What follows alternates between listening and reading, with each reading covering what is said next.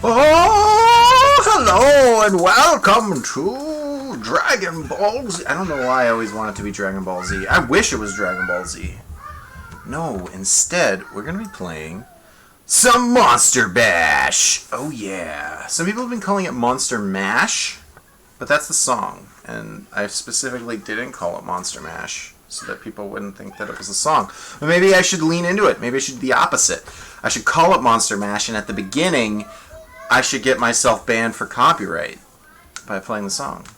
No, I'm not going to do that. I could maybe sing it really inappropriately, like really... Are you ready for the Monster Mash? Highlander? I don't even know what game it was. I should have looked it up. I should have looked it up before I clicked through. I do want to... Actually, speaking of music, tell me what you think of this song in 1 second. In 1 minute. It's pretty terrible, but that's okay. The cool part is that it's completely royalty free, so I mean, I can play it without any concern.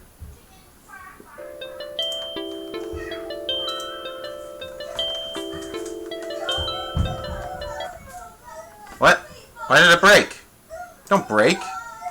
Cannot play. You suck. It's because I didn't unzip it. I didn't unzip my pants, so it didn't work. Let's try it. Let's try it again real quick. Extract all. Oh no, you now know where my C drive is.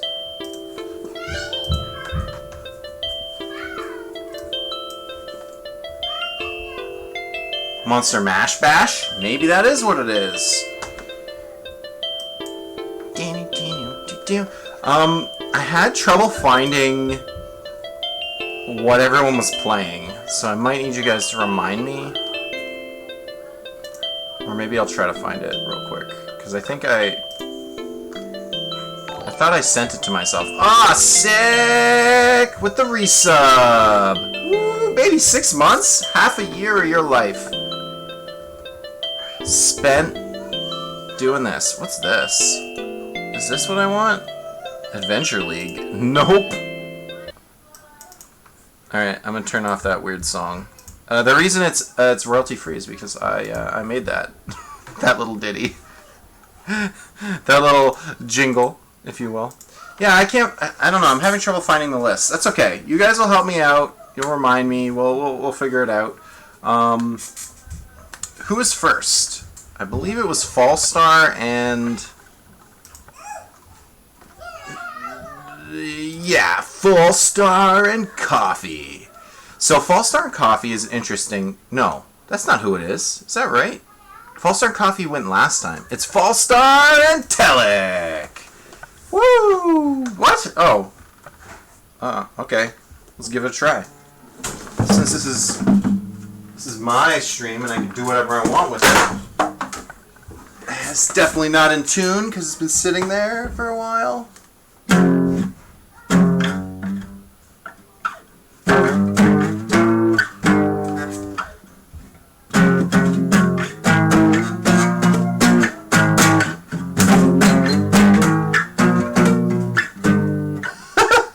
Nope.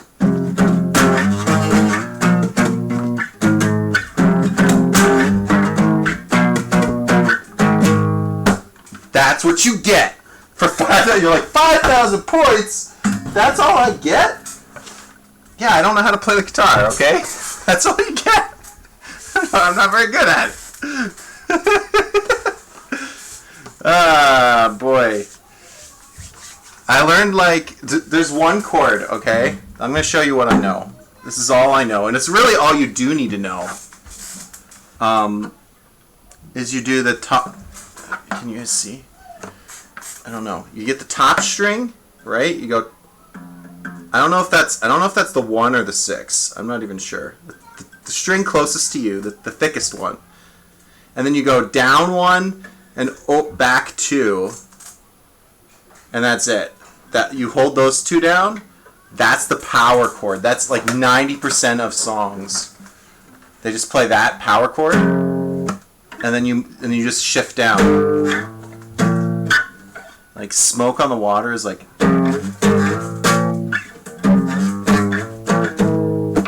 that, but like good. That's all you gotta know. You learn those. You learn how to put your fingers in that one position, and that's it. That's it. Chef's kiss. You're done. You've learned how to play the guitar.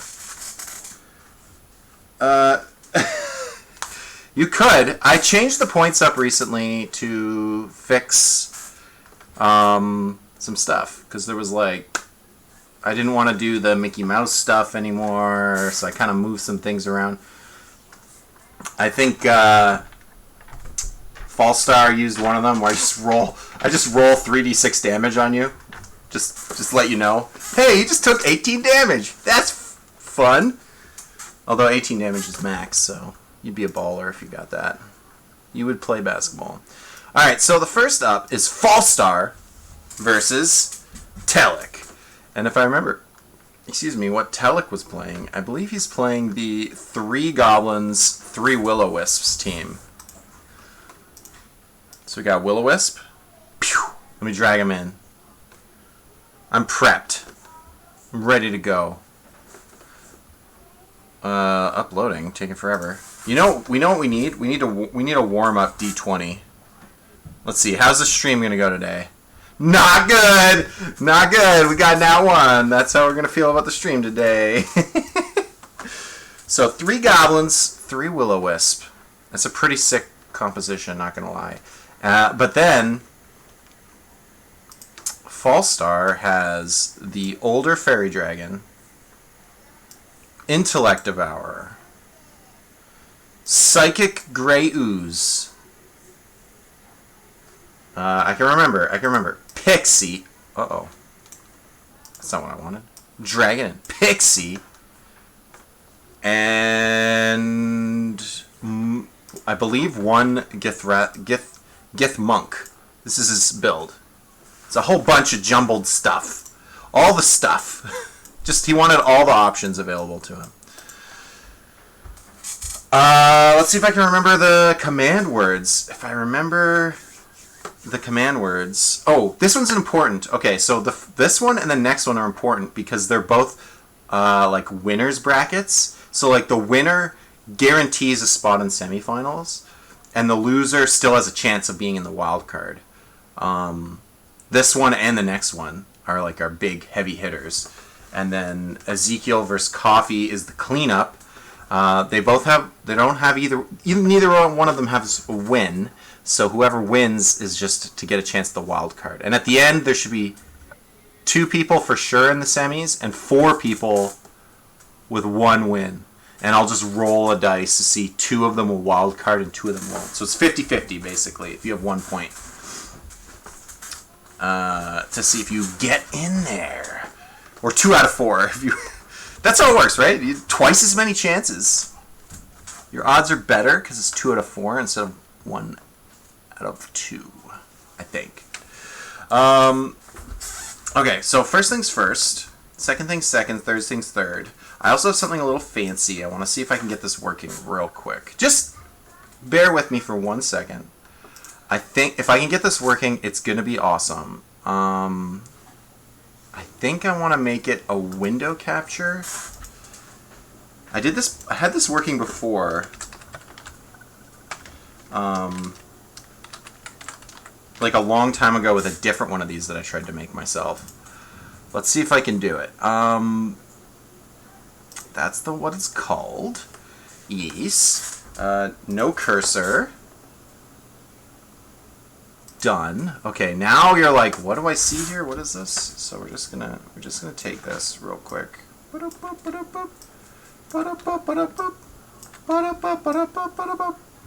you're like, what's going on here? All right, next, you're seeing the inside workings here. You're getting to see the magic. So now we add a filter, right? And we're like, hey, I would like a chroma key or color key. And we're going to take lime green out of the mix. It did not work very well. That's okay. I could fix it. I'm not going to. Then we make this thing huge! Critical hit! And then I can just, now I have a little program on the side. See, I have this little program. And I can turn it off. There we go. But the cool one is the blood. Oh, it turns green. That's not very helpful. I didn't mean for it to turn green. Chroma key not working. That's cool, right? Oh, the blood! The blood's happening! But then it turns green. I don't like that at all. Let me see if I can fix that. Oh, the chickens in chat. Yeah, give me chickens. I want them chickens. Do I have it? Where is it? Oh, it's at the top now, for some reason. Blah, blah, blah! Blood damage! Okay, so if you get critical hits, I'll be like, critical hit! Blah, blah, blah, blah! I don't know. I'm trying to add things to the stream as we go, but it's not. It's slow moving process is what this is. Okay. So now I gotta dab. Now I gotta get the so many chickens. The stat blocks for everything. This is gonna take one moment as I got Will-O-Wisp, Goblin. This takes a second. I'll be honest. The chicken's got to stop. My brain. I can't handle it. It's too much. Gray Ooze, Psychic Gray Ooze? Yeah, specifically the Psychic Gray Ooze.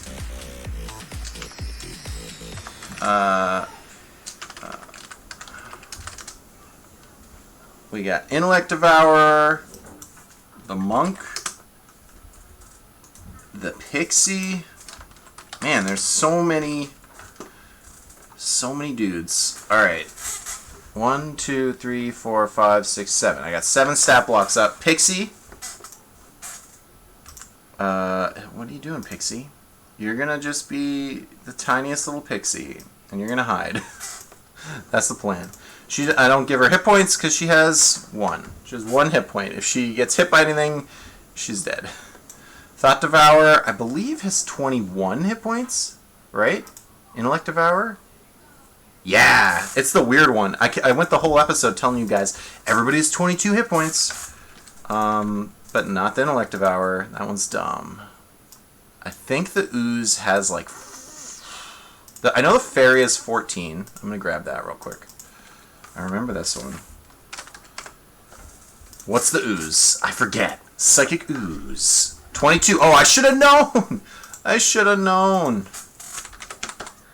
Save changes. There we go. The Monk has, I think, 34 hit points, if I remember correctly. Look at that memory. I was wrong. It's 38.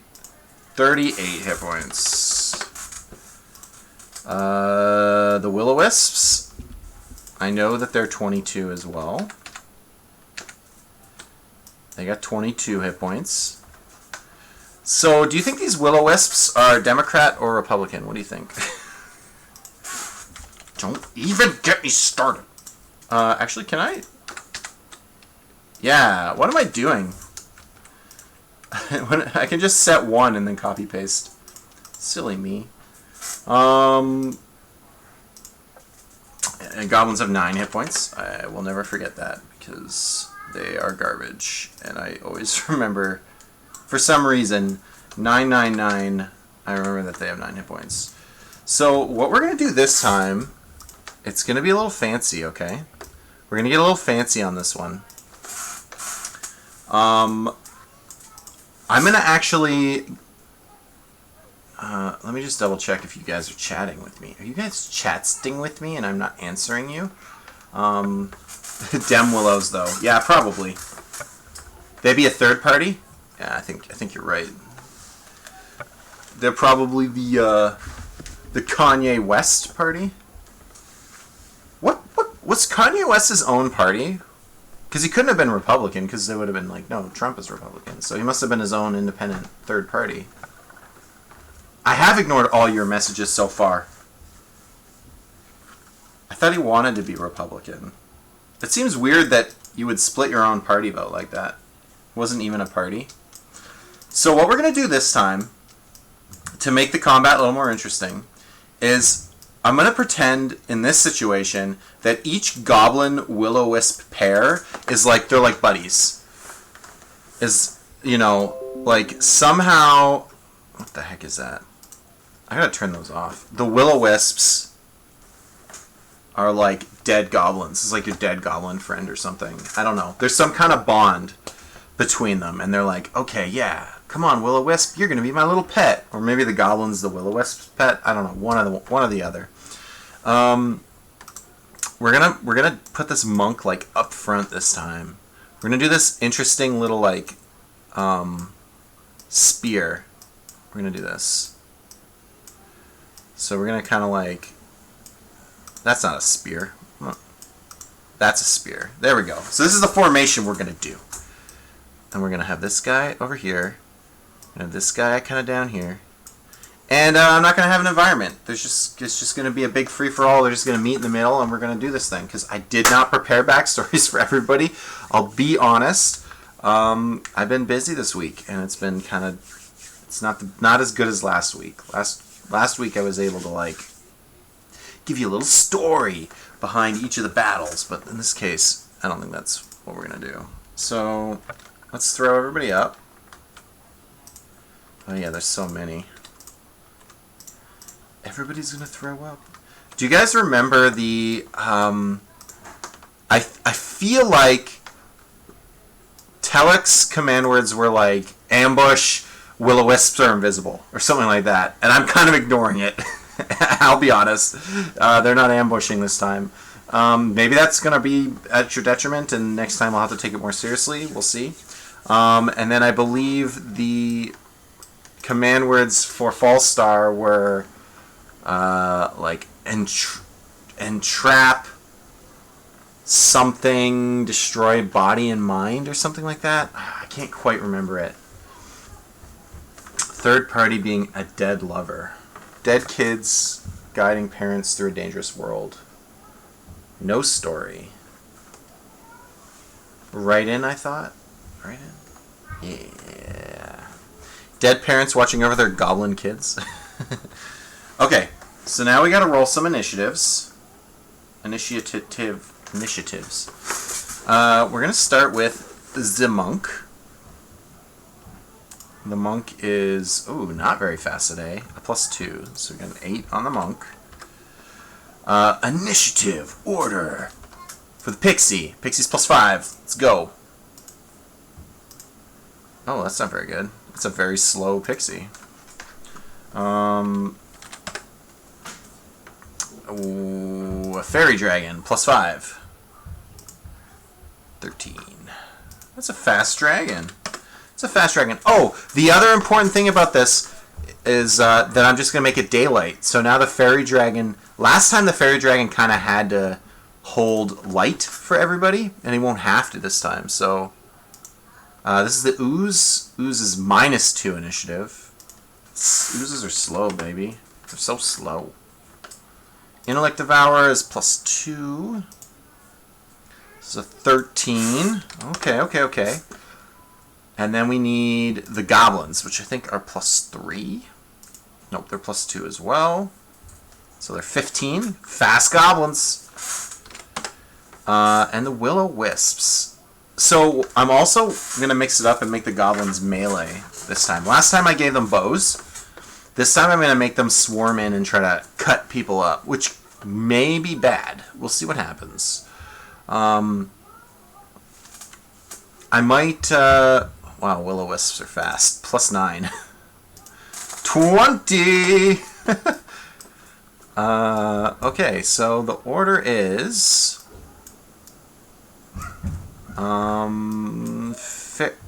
what's going on? Fairy or... So fairy will be 1 and 2. Nope. So it's the ooze before the fairy. The fairy is slower than an ooze. Oozy poozy.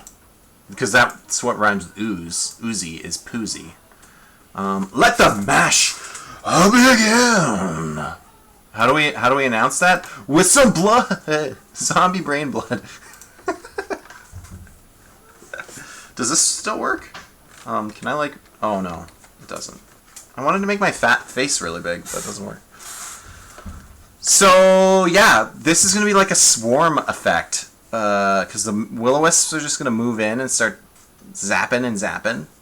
And we're going to see what happens. I think the will-o-wisps got enough movement.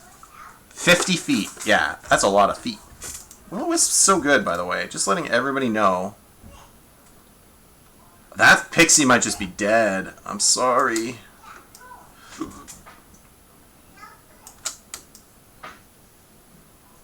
Yeah, I'm gonna split them up. Split them up. I'm gonna put one on this guy, one on this guy, one on this guy. If the will-o-wisp hits, that's a dead pixie. We're gonna do that first. So it's got a +4. And the pixie has an AC 15. +4. Oh, it's Exactsies! Oh, right off the bat, pixie down, my friends. I don't even have to roll damage. Actually, you know what? I have to remember there's a corpse here. Potentially. Will-o-wisp corpse-ification. Right away, right off at the beginning. Will-o-wisps move up, and the fairy's like, I'm a cute... Pixie, you can't. And the will-o-wisps are just like, oh! Dead pixie. Pixie's only got 1 hit point. They seem busted until they're dead. Doesn't mean he's out of the. That fairy dragon can do some nasty stuff. This monk too is actually really good against the will-o-wisps because it does magical attacks. So the will-o-wisp might get punched out. I have a feeling they're going to have a lot of trouble against that monk. Alright, so we're going to do the monk. So the monk gets hit, and then we're going to do the fairy.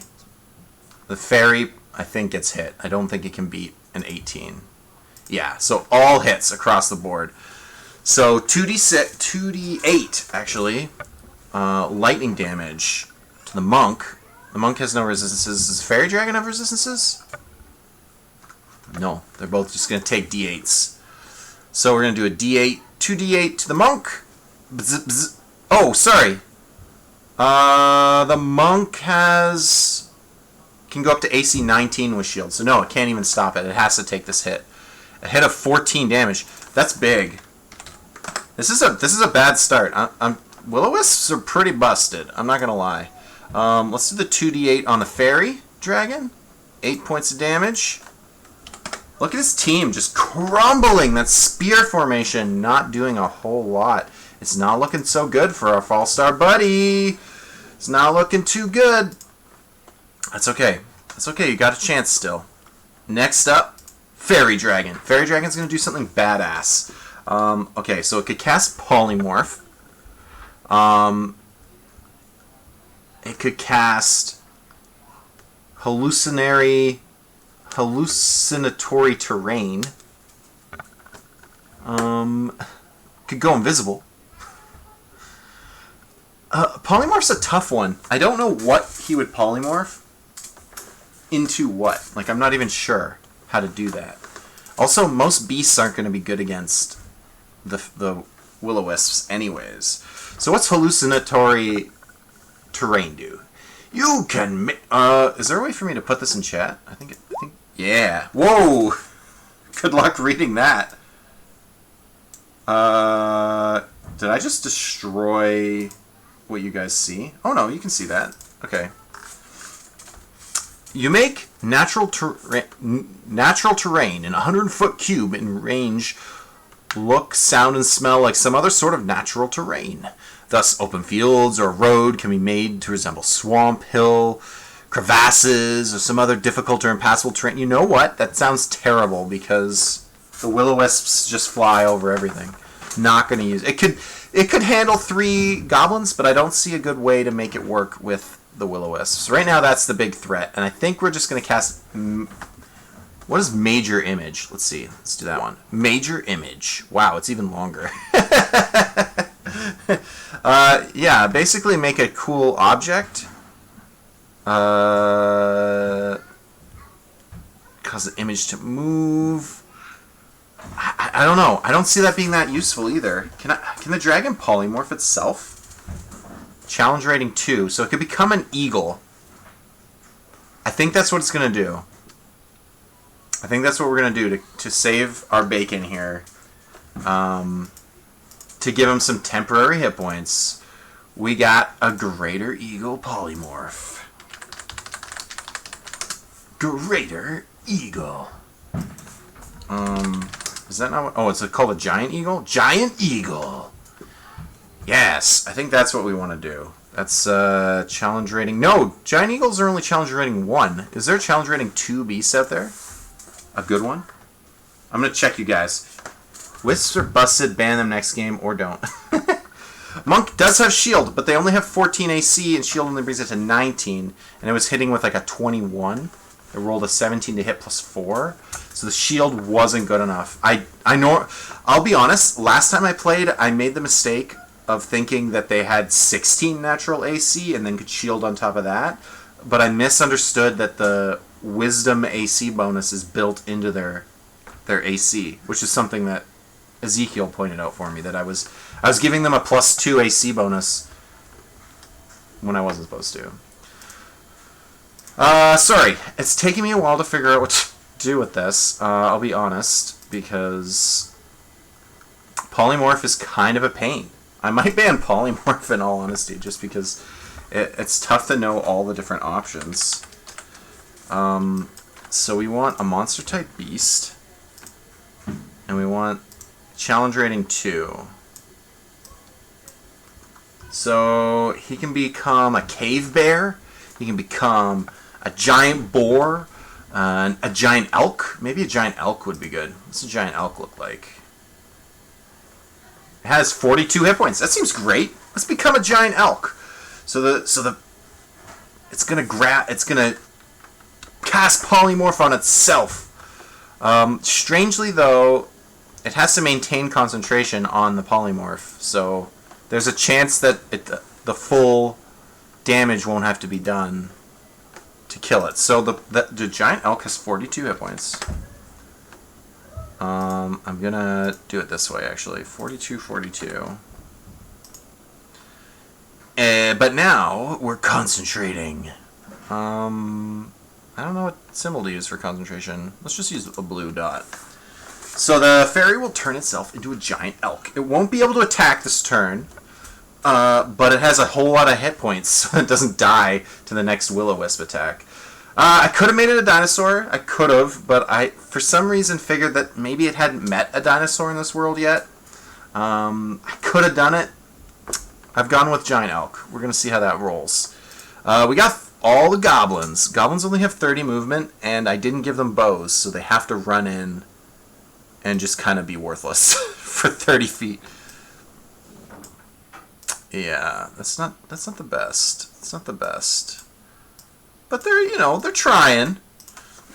They're getting close. They're getting close. That's it for the goblins, which is kind of a breath of relief for our assorted team here.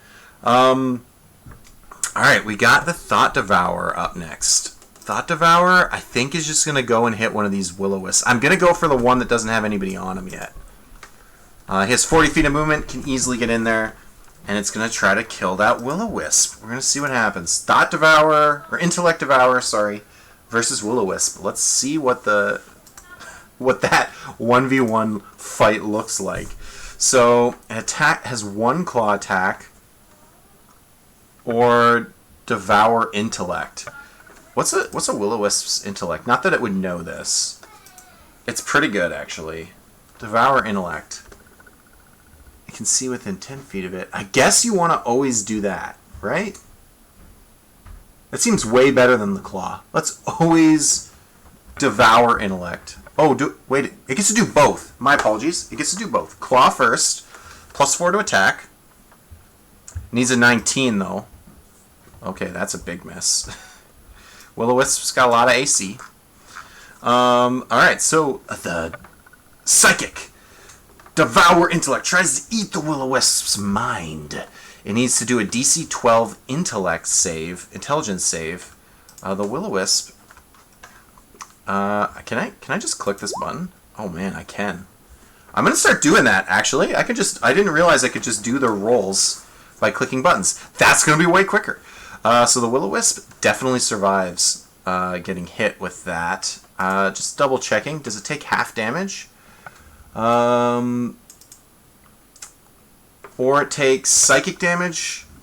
On a failure, it also gets a bunch of other stuff. So it just does nothing. Just does nothing to that Will-O-Wisp. Oh boy. So far this is not looking so good for that other team. That's okay. We got a Psychic Ooze here. I think this Ooze can do some nastiness. Let's see what it can do. Bump the bump the bump. Psychic Crush. Alright. So it's going to move up so that it can do some melee. Sweet, sweet melees. But it's going to Psychic Crush that Will-O-Wisp that's right there. The target must make a DC 10 intelligence, or it's gonna take it's still gonna take half damage. So let's do an intel. Will-O-Wisp 13 makes it, but then the Ooze still does half of 3d6 damage. That was not a very good roll. Yeah, so it did 4 points of damage to the Will-O-Wisp. Just double check if it has any resistance to psychic. It does not. So it takes the full 4 points of damage. First blood for that team. Finally getting on the board. Now it's Monktown. We're going to Monktown. This is where I think things are going to get nasty. Because it gets 2 punches, and each punch does 3d8 damage. So it needs a 19 to hit, though. First punch. Connects. Ooh, baby. Does some magical bludgeoning damage and some psychic damage. Total of 16 damage to this Will-O-Wisp. Look at that, Will-O-Wisp. Poof, just getting killed. 6 points left, and he has a second hit potentially, second attack. 18, no misses on that punch. Okay, all right. The Will-O-Wisp back up at the top. We're back at the top of the order, and we're gonna try to get through this a little bit quicker. I do have a bunch of fights to get through. Hope you guys are having fun. Maybe we need that battle music back. It's not really battle music. It was like a lullaby. I would put other music on, but I'm worried that it will get the sound muted on this, and then I can't put it. I don't want to risk that. I missed the last week, but why is there a monk in a monster bash? Monks aren't monsters. Well, you can play You can play the human characters if you want. Although this guy is a Gith. It's a different race. It'd be like a lizard man. Lizard people can have class type things, like they can be wizards or shamans or whatever as well. But I would still definitely consider them in monster bash. But that's not even a limitation. I didn't say you could only do non-humans. You can definitely play.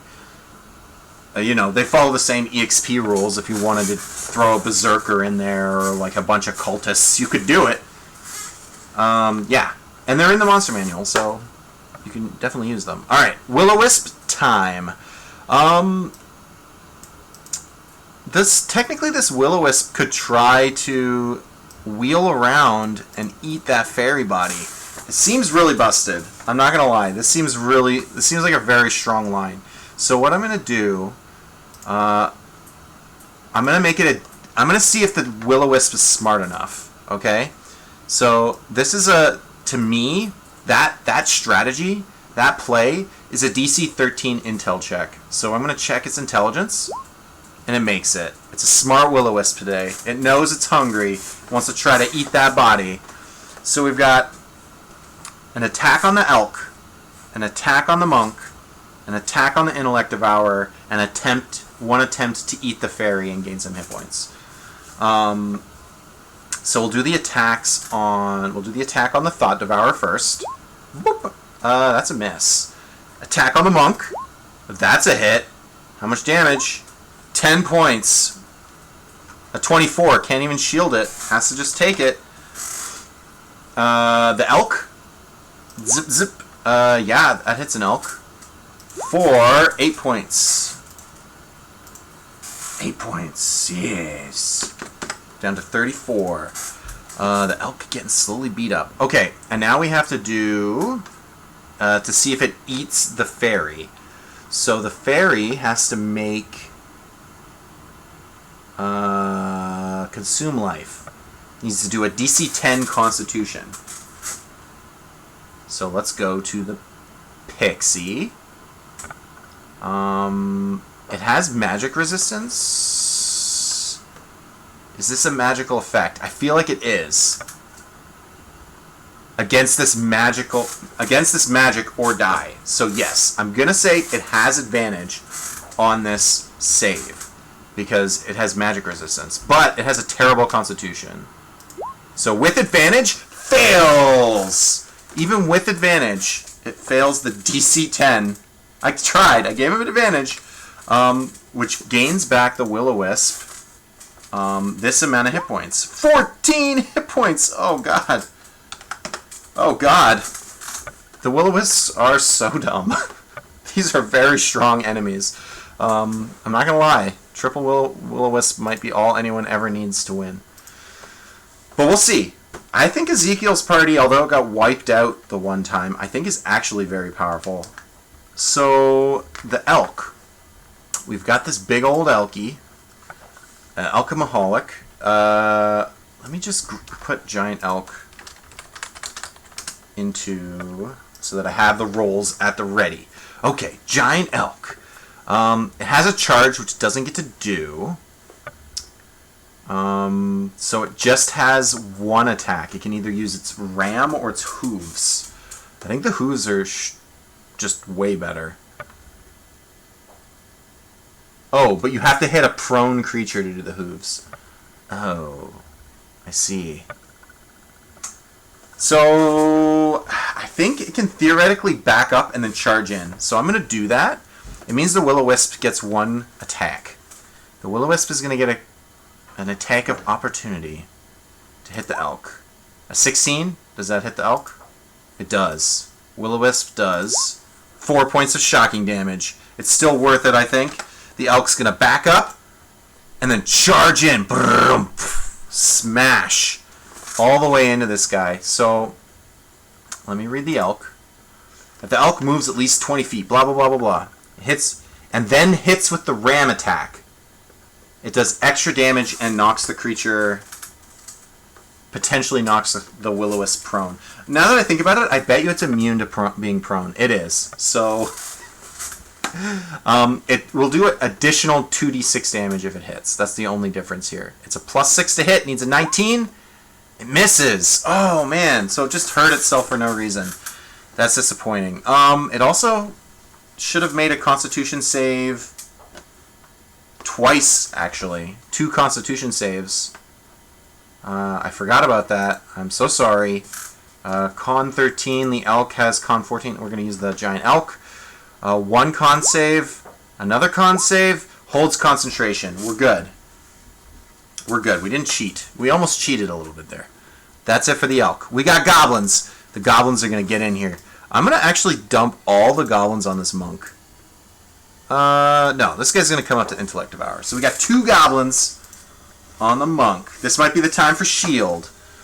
Alright, 1 scimitar. Nope, that hits no matter what. 2nd scimitar. He's going to cast shield. So he's going to stop one of them. He has 2 shields left. So 1 scimitar does 5 points of damage. Putting him to 9. That monk is hurt. Alright, we got the attack on the Intellect Devourer. A 6. That's a miss. Alright. Intellect Devourer, it is your turn to try to steal a goblin body. Is that what we want to do? You know what? The command words make me think that it wants to attack a humanoid and try to take his body. So the first thing it's going to do is it's going to try to devour the intellect of the goblin. Honestly, the goblin's going to die long before it gets stunned. But, oh, what was that? What was that? I got a follow! Thank you for the follow, I appreciate it. Thank you very much. You're at the top of the... You're on the top of the screen right there with that little blue heart, because thank you. You're awesome. You're a cool person, man. Well, you might not be a man, but you're a cool person. I'm just saying, like, the general, like, hippie, when hippie ends a sentence with man. You're a cool man. Alright, so Devour Intellect. We're going to do Devour Intellect on the Goblin. The Goblin has to make a DC 12 Intelligence save. Intel save makes it. Wow, that's a good goblin right there. All right, Intellect Devour. You got a claw attack on that goblin. Oh, that's gonna 14. No, a 14 doesn't hit the goblin. Goblin's at 15. Wow, this is really. You're just getting screwed on rolls, my friend. All right, ooze. We gotta do a d6 to see if it gets its psychic attack back. Psychic slam. Recharge. Nope, that was not right. What is it doing? No, I wanted to do the recharge. Was that a d6? No, I'm just gonna roll a d6. d6 does not get the psychic slam back. It has to rely on the pseudopod attack on the Will-O-Wisp. It's gonna try melee attack +3 to hit. That's not good odds, but it does acid damage, which might actually hurt this thing. So pseudopod rolls a 19. That's what he needed. Exacxies. So we're gonna see some bludgeoning. It's gonna be resistant to this. So it's only gonna do 3 points of damage of bludgeoning. But it also does 2d6 acid. And if it's wearing metal armor, which it's not, it could potentially destroy the armor. But it's going to take a bunch of acid damage. 10 acid damage. We're down to 5. That Will-O-Wisp is not looking too good.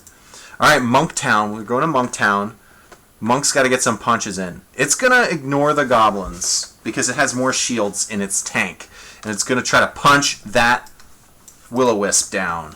It needs those 19s. It's a tough one. Those 19s are tough to get, but if you get them, a ton of damage gets delivered. Magical damage. First attack. Second attack. Wow. I'm going to re-roll that one. I feel like I went too fast. 16 still all misses. Will-O-Wisp's just too evasive. Punch, punch. The Will-O-Wisp. Duck and dodge. Being really annoying. Really difficult to deal with. That might be the death knell for this team. I have a feeling these Will-O-Wisps are going to do some serious damage here and probably end the fight. We might be seeing the end right here. Alright, we got a Will-O-Wisp on the Elk, a Will-O-Wisp on the Monk, and a Will-O-Wisp on the Intellect Devourer. We're going to do the Elk first. Shock! Zap, zap! A 16 does hit for 2 points of damage. Not very good. Alright, on the Monk. Potentially has shield. A 17. Yes! He's going to use his shield to not get hit. He's down to 1 shield. And I have to remember that for the goblins. The goblins are probably going to miss as well. They need 19s. And the last one on the Thought Devourer, or Intellect Devourer, I keep saying it wrong. Yeah, that's going to connect. 9 points of shocking damage. Intellect Devourer looking pretty beat up. Pretty haggard at the moment. Not so good. But overall, didn't do too badly. That Monk could have went down, and it didn't, which is, I think that's the saving grace here. That's giving you the chance to bite back. All right, Elky. The Elk is not going to do the charging thing. The fact that it potentially causes... actually, it has to roll Constitution from the 2 damage. I actually forgot about that again. I hope someone in chat wasn't yelling at me about that. Ooh, welcome aboard. Yeah! So he has to do the con save. Fails the Constitution. No! The Elk, it drops out of Polymorph. Oh, man. Okay. It's back to being a fairy, but it's the start of its turn. So maybe it can cast another spell to try to get back into this game. Doesn't have Polymorph. Major Image and Hallucinatory Terrain, not super useful. Suggestion or Mirror Image, both look like good ones. I think we're going to cast Mirror Image. We're going to do that. So Mirror Image, if I'm not mistaken, does not require concentration. So we can just get rid of that. But he is going to be all mirror-y. I'm going to just put like 3 dots on him because he has 3 mirror images bouncing around. Hopefully they're going to take a bunch of... Well, that's 3 Will-O-Wisp hits at minimum that it's going to absorb. And the Will-O-Wisp is going to just keep attacking it. It's not going to know what's going on. It's going to be surrounded. It's going to keep trying to attack this fairy dragon. It just bought itself a ton of time for the team. Very useful. All right, monks, or goblins. They're going to try to swing on that monk. Right now it has shield still up, so we're talking about 19s to hit. First one, second one, 2 misses. All right, 1 attack on the Intellect Devourer. All misses. Goblin's just not doing anything this round. Complete waste. That was the chance to put the nail in the coffin, and almost all misses across the board for Telik's team. Kind of bad luck. Tables, they are returning. All right, we got Intellect Devourer. Here's his chance to try to take down that goblin. First, we're going to do the Brain Drain. Ooh, it was DC 11. DC 11 for the Intellect Devourers. No, it's not! It's DC 12! So it's going to connect. So it's going to do 2d10 psychic damage. Only 5. And then take away a bunch of its intelligence. 10! Intelligence from the goblin. The goblin only has 10. We might be seeing it, boys and girls. He's officially stunned with 0 intelligence. That means the Thought Devourer can potentially, Intellect Devourer can potentially steal its body and become a goblin.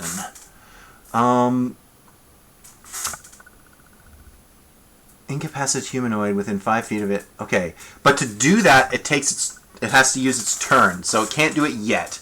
It has to do the claws first. It's going to try to claw at that Will-O-Wisp. A 24 hits, and that's 3 points because they do have resistance. It's not magical. That's still good. If the Intellect Devourer survives, that goblin's out of the fight. It's stunned forever. Even though it has 4 hit points, it's never going to recover its intelligence. It's going to be stuck at 0. It's basically dead. But it sits there as a potential body that the Intellect Devourer can take. And once it has, it can fight as the goblin for a while and then jump out and do some nastiness. We'll see. I'm really excited to see if that happens. Alright, we're going to the ooze. We're going to do a d6 to see if it gets its ability back. It does. Psychic Slam. Okay, this is a good chance here. It can do its Psychic Crush on the Will-O-Wisp that's right in front of it. The target must succeed on an intelligence check. It's going to take damage no matter what. It's DC 10. Will-O-Wisp fails, takes full damage from the crush. 8 points. I think that's a dead Will-O-Wisp. Boom! First one. I really wish I had not killed the Will-O-Wisp that was keeping track of the turn order. But that was awesome. Okay, first death, first defeat. That Will-O-Wisp flickers off from existence. We're actually seeing a bit of a comeback here. It's pretty exciting. I don't know about you guys. I don't know who's going to win now. I thought I knew, but it's kind of coming back. It's going to move down and get ready to fight this. That ooze might just single-handedly win the fight. Honestly, it has a lot of... It's the sneaky underdog. It has a lot of cool stuff going on, and the fact that I think you can make it variant with no additional CR challenge rating increase. You just get the Psychic Crush for free, basically. Alright, we're at Monk Town. Monk. Gonna go for punches. He could punch those goblins. Probably would kill them both. I think as long as he has 1 shield left, he's not going to. Once he's out of shields, he's going to go into desperation mode and try to punch those goblins down just to stay alive. But because he feels a little bit confident, he's got a little bit of juice left in the tank, he's going to go for that bigger threat in the Will-O-Wisp. 20 hit points. Can he do it? Alright, we got 2 punches coming at you. Needs a 19. First punch. No. Second punch connects. That's 4 points of damage plus 13 points of damage. And Magic/Psychic takes the full 17. Goes to 3. That's a big deal. These Will-O-Wisps don't have any bodies to eat right now. They can't regain any hit points. This is getting scary. I don't know what's going to happen. I lost a goblin. Lost one Will-O-Wisp. Another one's on the back burner here. Oh man, no bodies to eat. They gotta hit this monk right now. If it can drop the monk, with like one good hit and then eat the monk, that could be the turning point right here. So this is going into the third round of combat. All the marbles are basically on this Will-O-Wisp not fricking up. Will-O-Wisp, can you hit that monk? Keeping in mind he has a shield, so we're talking 19 or better to beat the shield.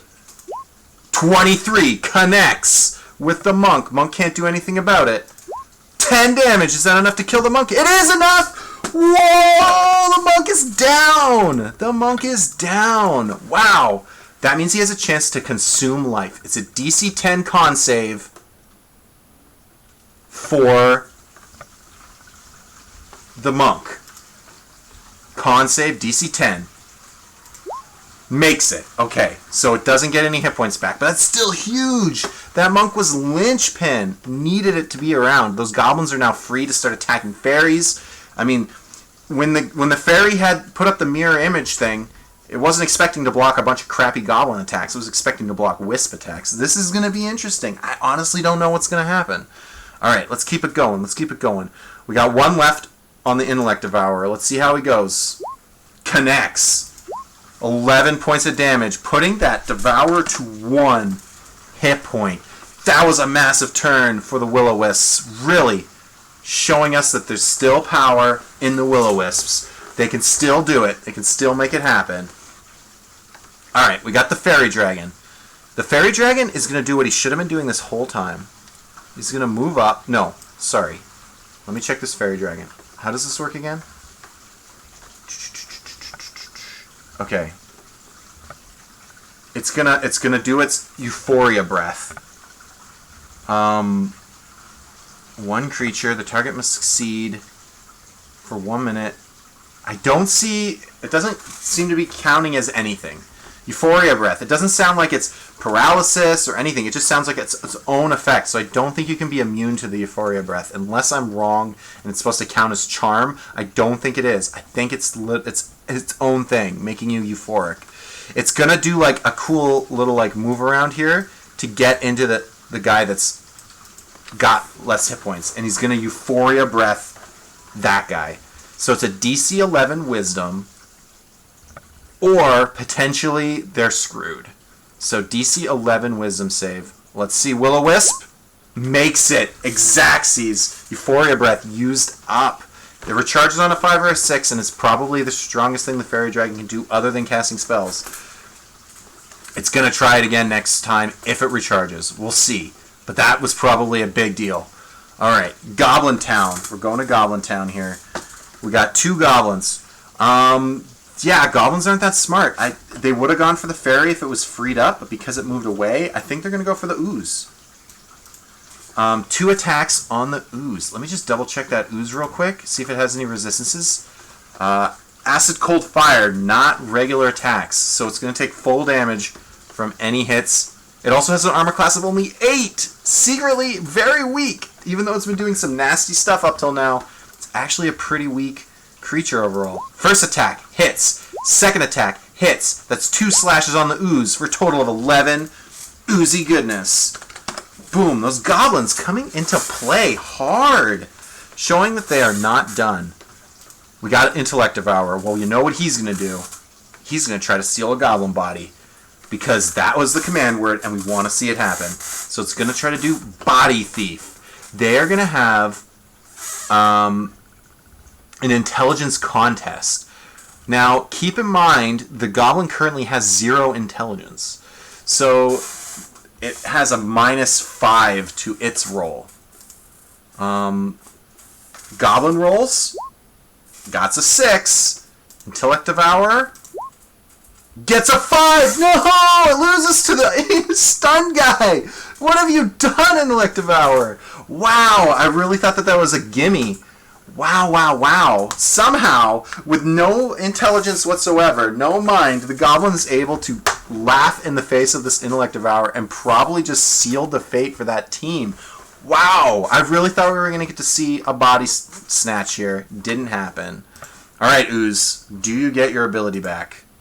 Yes. Psychic Crush time. Psychic Crush on the Will-O-Wisp, because that's the most dangerous threat, and it's going to probably die from it. So, Psychic Crush. Actually, you know what? Even if it takes half damage, if it does 6 or more, 12 damage. Yeah, it doesn't matter if it makes the save. That Will-O-Wisp is toast, and I destroyed the one that was keeping track again. Still, we're down to 1 Will-O-Wisp. Oh, okay, let's see what happens. Monk is dead. Oh, right, he's unconscious. Potentially, could be the Will-O-Wisps could steal his soul. Okay, Will-O-Wisp attacking the Intellect Devourer, trying to finish it off. Obviously, that's what it's going to do. It's not dumb. It's going to keep attacking the same target. 13. Does a 13 hit an Intellect Devourer? It does. Armor class of 12. It doesn't matter what damage. It's dead. Boom. We have another death. You know what that needs? That needs some blood. Splat, splat, splat. No critical hits, but definitely still a death. It's going to try to eat that Intellect Devourer for hit points. Why not? So, con save, or what is it? A will? Con 10. Intellect Devourer, con 10. Fails. Officially absorbed and eaten. The Will-O-Wisp healing itself. A total of hit points. Just topping itself up. Just having a little drinky. Because of that, I'm actually going to take this goblin out of the party, out of the fight. Because as a completely stunned enemy, it doesn't function to do anything else in the game. It may as well just be dead. So I'm going to take it out of the fight. It serves no other purpose, just sitting there. Alright, we got the dragon. Euphoria Breath. 5 or 6 to get it back? No. It's going to just try to swing, probably. It could use Suggestion? It's not a very good spell. Can you even charm a Will-O-Wisp? You can? Yeah, sure. It's got the spell Suggestion. So, the fairy dragon, can it speak languages? Draconic and Sylvan. What are the chances it understands that? You know what? I'm going to allow it. So the fairy dragon is going to say in Draconic. It's going to tell that Will-O-Wisp. What are the limits on this? Sounds reasonable. Asking creature stab itself, throw itself. Obviously, harmful act ends the spell. But I can tell it to attack the goblins, can't I?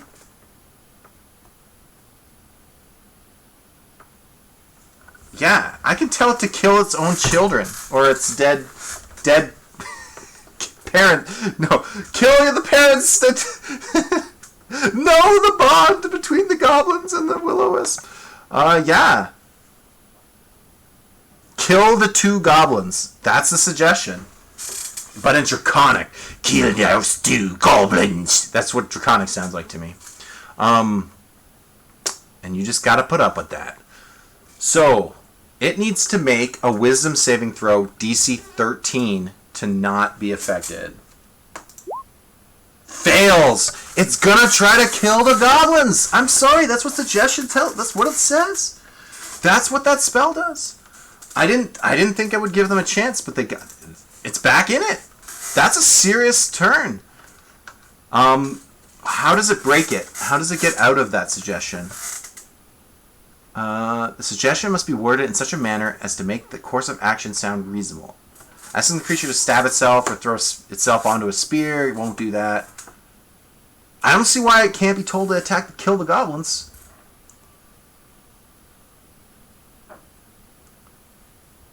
Okay, and if it finishes, if the goblins are dead, it's going to stop doing it. So that's what's going to happen. That's what's going down. Yeah, we'll see. I don't know. That's a pretty powerful effect. It has to hold concentration, but it has 3 stupid little wieners on him. So, like, it's still got the mirror guys. And this guy has been suggested to turn on his allies. Wow. Okay. Next up, goblins. They're both going to swing on in on this ooze. Try to finish it off. Go, goblin, go. Oh, man, I'm having trouble getting through one fight today. First goblin, miss. Second goblin connects. 5 points of damage. Leaving it at 6. Alright, that's it. Ooze Town. Does it get back its Psychic Crush? It doesn't. Regular Pseudopod attack on one of the Gobblies. A 10 will not hit. Monk does nothing. Will-O-Wisp. What are you doing, Will-O-Wisp? Moving up to kill that Goblin. The Goblin's going to be so confused. The Goblin's like, what? Seriously? How did this happen? Okay, let's see. Shock. Connects. 6 points of damage. That Goblin is like really freaking scared now. What just happened? Why did that turn around? Do we get Euphoria Breath back? That's not the right die. D6. No. Dragon's going to move in. Attack that Goblin. Try to finish it off. Now, I know what you're thinking. You're thinking, well, why wouldn't he attack the Will-O-Wisp? Well, I'm gonna rule it that if they attack the Will-O-Wisp, it's going to defend itself. Reasonably, if it's being attacked, it's going to defend itself. So if you were to go up and attack the Will-O-Wisp, it's going to fight back and then complete its task of killing the Goblins. So, to be smart about it, the Dragon's going to try to finish off the Goblins. And then it's going to be a weird, like, 2v1. Let's see. Bite. The bite misses. Natural 1. It only does 1 damage anyways. Yeah. I'm not going to lie. Fairy Dragon, when it's out of spells, pretty bad. Alright, we got the 2 Goblins. They're going to pound on this Ooze. First attack. Needs an 8. Second attack. Actually, you know what? Yeah, 6. Never mind, I did it right. Second attack connects. Slashes for 5. It's at 6. Ooze is still kicking. Does the Ooze get its crush back? It does. Psychic Crush on the Goblin closest to it. I actually don't think that Will-O-Wisp is going to die, though. I'm pretty sure it's too strong with enough bodies to consume that it's going to defeat these 2 guys eventually. I think almost mathematically we might be seeing the Will-O-Wisp as the victor out of this, but we'll see. Psychic Crush on that Goblin. Dun-dun-dun-dun-dun. That needs a DC 10 intelligence, but if this is double its hit points, it won't matter. It's not. Goblin. DC 10. What did I just say? Constitution? No, intelligence? Takes half damage. These goblins are not giving up. They're ready to fight. Alright, Will-O-Wisp. Shocks the Goblin. Gazap, gazap. Let's see. Connects. Goblin goes to 1. Minimum damage. Somehow lives. Fairy Dragon, do you get your breath back? Yes. It's gonna try to use its fairy breath on that Will-O-Wisp, which might make it attack the dragon. We'll see. We'll see. Fairy. What are the rules on this breath? DC 11. Wisdom. Makes it. Protects itself from it. Now what I'm gonna do is I'm gonna 50-50 it. A 1 or a 2. It's gonna change its target and defend itself. It's gonna attack. It's gonna change its target. It's gonna try to kill the dragon first before finishing off the goblins. That was the risk you take with that Euphoria Breath. The other thing is, if the breath works, the Will-O-Wisp's just locked down for the rest of the fight. It's basically game over. So it was worth the risk from a smart dragon. It knew. All right, we got 2 Gobblies. We're gonna have the first Gobbly attack the Ooze. This could be it for the Ooze. Goblin. Slash. Hits. Yeah, that Ooze is down. We got a dead Ooze. Plop. This guy's going to get into position. Second guy. Swinging on the fairy. Misses. The fairy still has the mirror images, but it's not looking good. There's still a body for the Will-O-Wisp to eat. And the Will-O-Wisp is turned on the dragon. I think this might be it. Oh, I feel like this might be it. I don't know if you can get out of this. Shock. 10 to hit. No, you gotta at least connect to force it to use the mirror images. Okay, does it get the Euphoria Breath back? That's not the right die. No, it doesn't. Okay, it has one more spell that I want to throw at it. It knows Color Spray. Hit points of creatures this spell can affect. Creatures in a descending order of the current hit points. Ignore unconscious creatures, starting with the creature with the lowest blinded until your next turn. That's terrible. This is not useful. I don't care. Yeah, it just blinds them. I'm not going to do that because, I mean, yeah, it's better than doing 1 point of damage, but we're just gonna attack. It's gonna attack the goblin with 1 hit point. It's gonna connect. It does 1 point of damage. That's a dead goblin. Now, mind you, now that I think about it, it can't actually deal more than 1 point of damage a turn. Oh! You know what? It's mathematically determined. We can actually end it right here. I just realized the only thing right now that team can do is Fairy Dragon's 1 point melee attack. And the Will-O-Wisp is resistant to physical attacks. So it can only do 0 damage to the Will-O-Wisp. Even if it kills the goblin, it can not actually do any damage to the Will-O-Wisp. Even if it manages to do the Euphoria Breath, it will eventually roll the proper saves and get chances to hit. So we could drag this out for a really long time, but the Fairy Dragon cannot win the fight, which means we have a victor. Dun-dun-dun-dun-dun. Critical hit. Yes, chickens in chat for the victor. Good job. Woo! Yeah, so the winner of this is Telek, getting his 2nd point. It took us an hour. We got there, though. It was a long fight. It was a drawn-out battle, and I appreciate you guys sticking it out. I just realized, though, it was mathematically impossible for the Fairy Dragon to deal damage. So, so close. It was a tight battle. I swear, I thought it was going one way, then the other, quite a few times. It was pretty intense. I just gotta say, you guys do a good job building teams. Alright, awesome. You're right. A crit could do 1 point of damage. You're right. But if there's like 4 or 5 bodies laying around, I have a feeling, statistically speaking, I'm going to just call it, you know? You're right. You're right. A crit could potentially do 1 out of 22 points of damage. But I don't think we sit around for that to happen. Okay, so the next round is... Let's try to get through them all. Hail Lucifer versus Rando Necromancer. Boom da da bum. I'm going to pretend that my music sound effects are good. You guys just have to deal with it.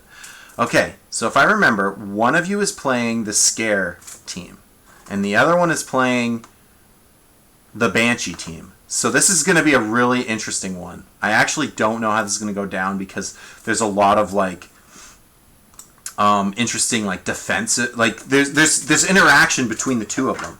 I'm also going to make it so it's the Sea Hag team versus the Banshee team. It's the Sea Hag plus 3 Scarecrows and a Will-O-Wisp versus... Oh, my computer just fricked up. There we go. Versus the Banshee. 2 Shadows and 4 Blink Dogs. 4 of them.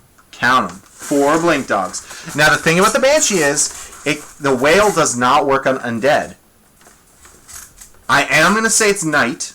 I believe every monster here has dark vision of some sort or can see at night. So we're going to say it's night, no sunlight, so the Banshee can do its wail and the shadow won't be getting hurt. Because it makes sense that these two would be meeting in a dark environment because neither one really wants the light. But some of those guys are immune to fear.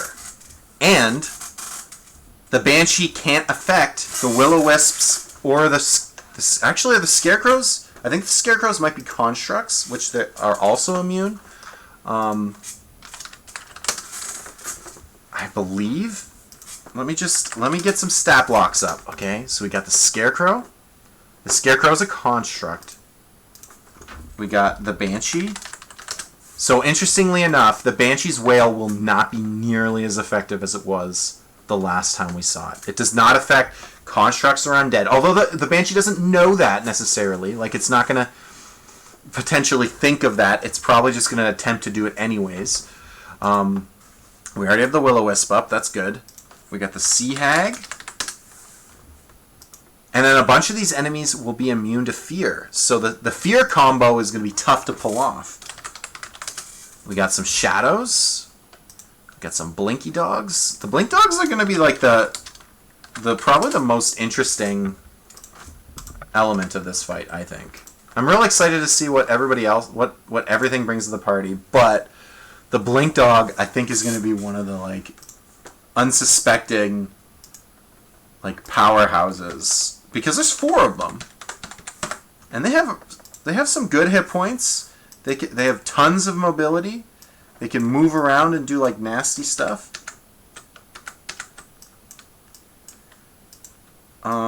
Okay, we got the Shadows. I forget how many hit points Shadows have. 16. Okay, I always click the wrong thing. So we get that Shadow up here. Second Shadow, Banshee. Has like 40 hit points, or 30 something hit points. What is it? 58 hit points? Oh yeah, it's CR4. It's got a lot of hit points. It's a very all-in on the Banshee. Like, the Banshee is the vast majority of this team. One Will-O-Wisp, which we know is 22 hit points, because all monsters have 22 hit points. If you're ever playing and you're like, how many hit points? Just guess 22. It's probably going to be right a good amount of the time. Well, until they get higher CR, obviously, but I mean, the lower CR monsters. I think zombies are 22 as well. Just like a ton of monsters are 22 hit points. And the Scarecrows, which have 36 hit points. This is a beefy party. There's a lot of hit points.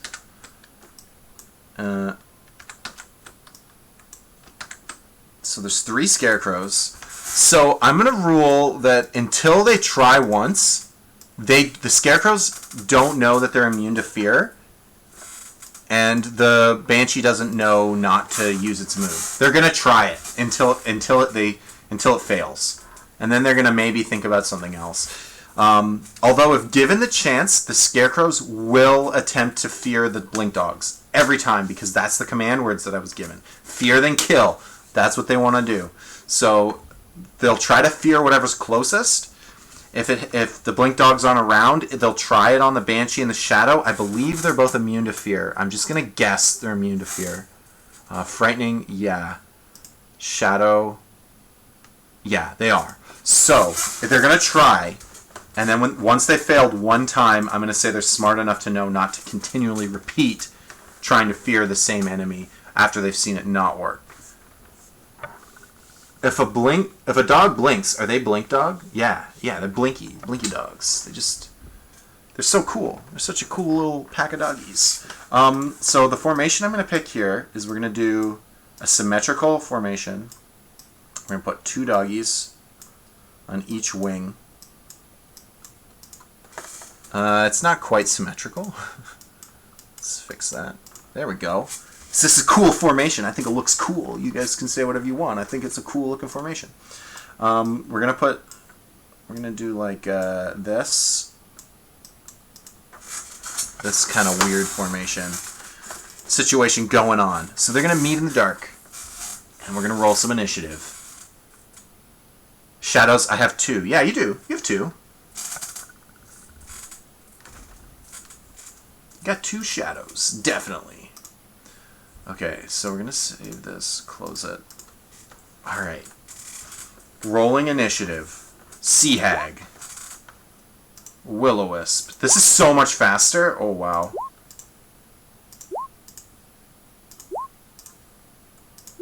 Okay. Wow, the Will-O-Wisp rolled a 29? Jeez.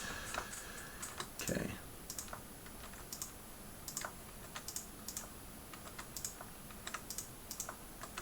Really hope I don't kill the guys. Okay, so 29 for the Will-O-Wisp, definitely up first because they're busted. Scarecrow's 19.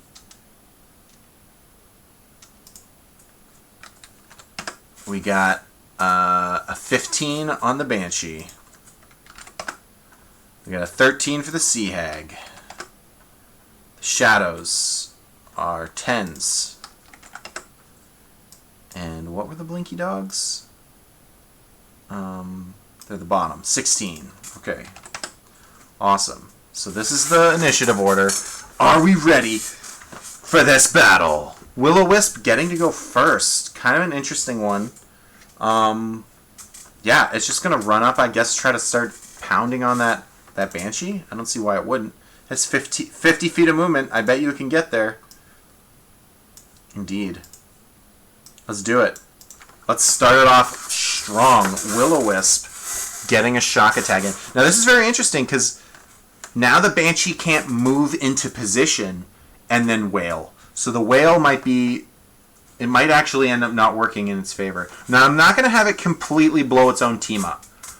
So, if the only thing in range that'll get hit are the Blink Dogs, I might not have it wail. We'll see.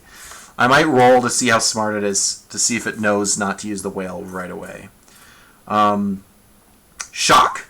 22. That's going to hit. 8 points of lightning damage on that Banshee.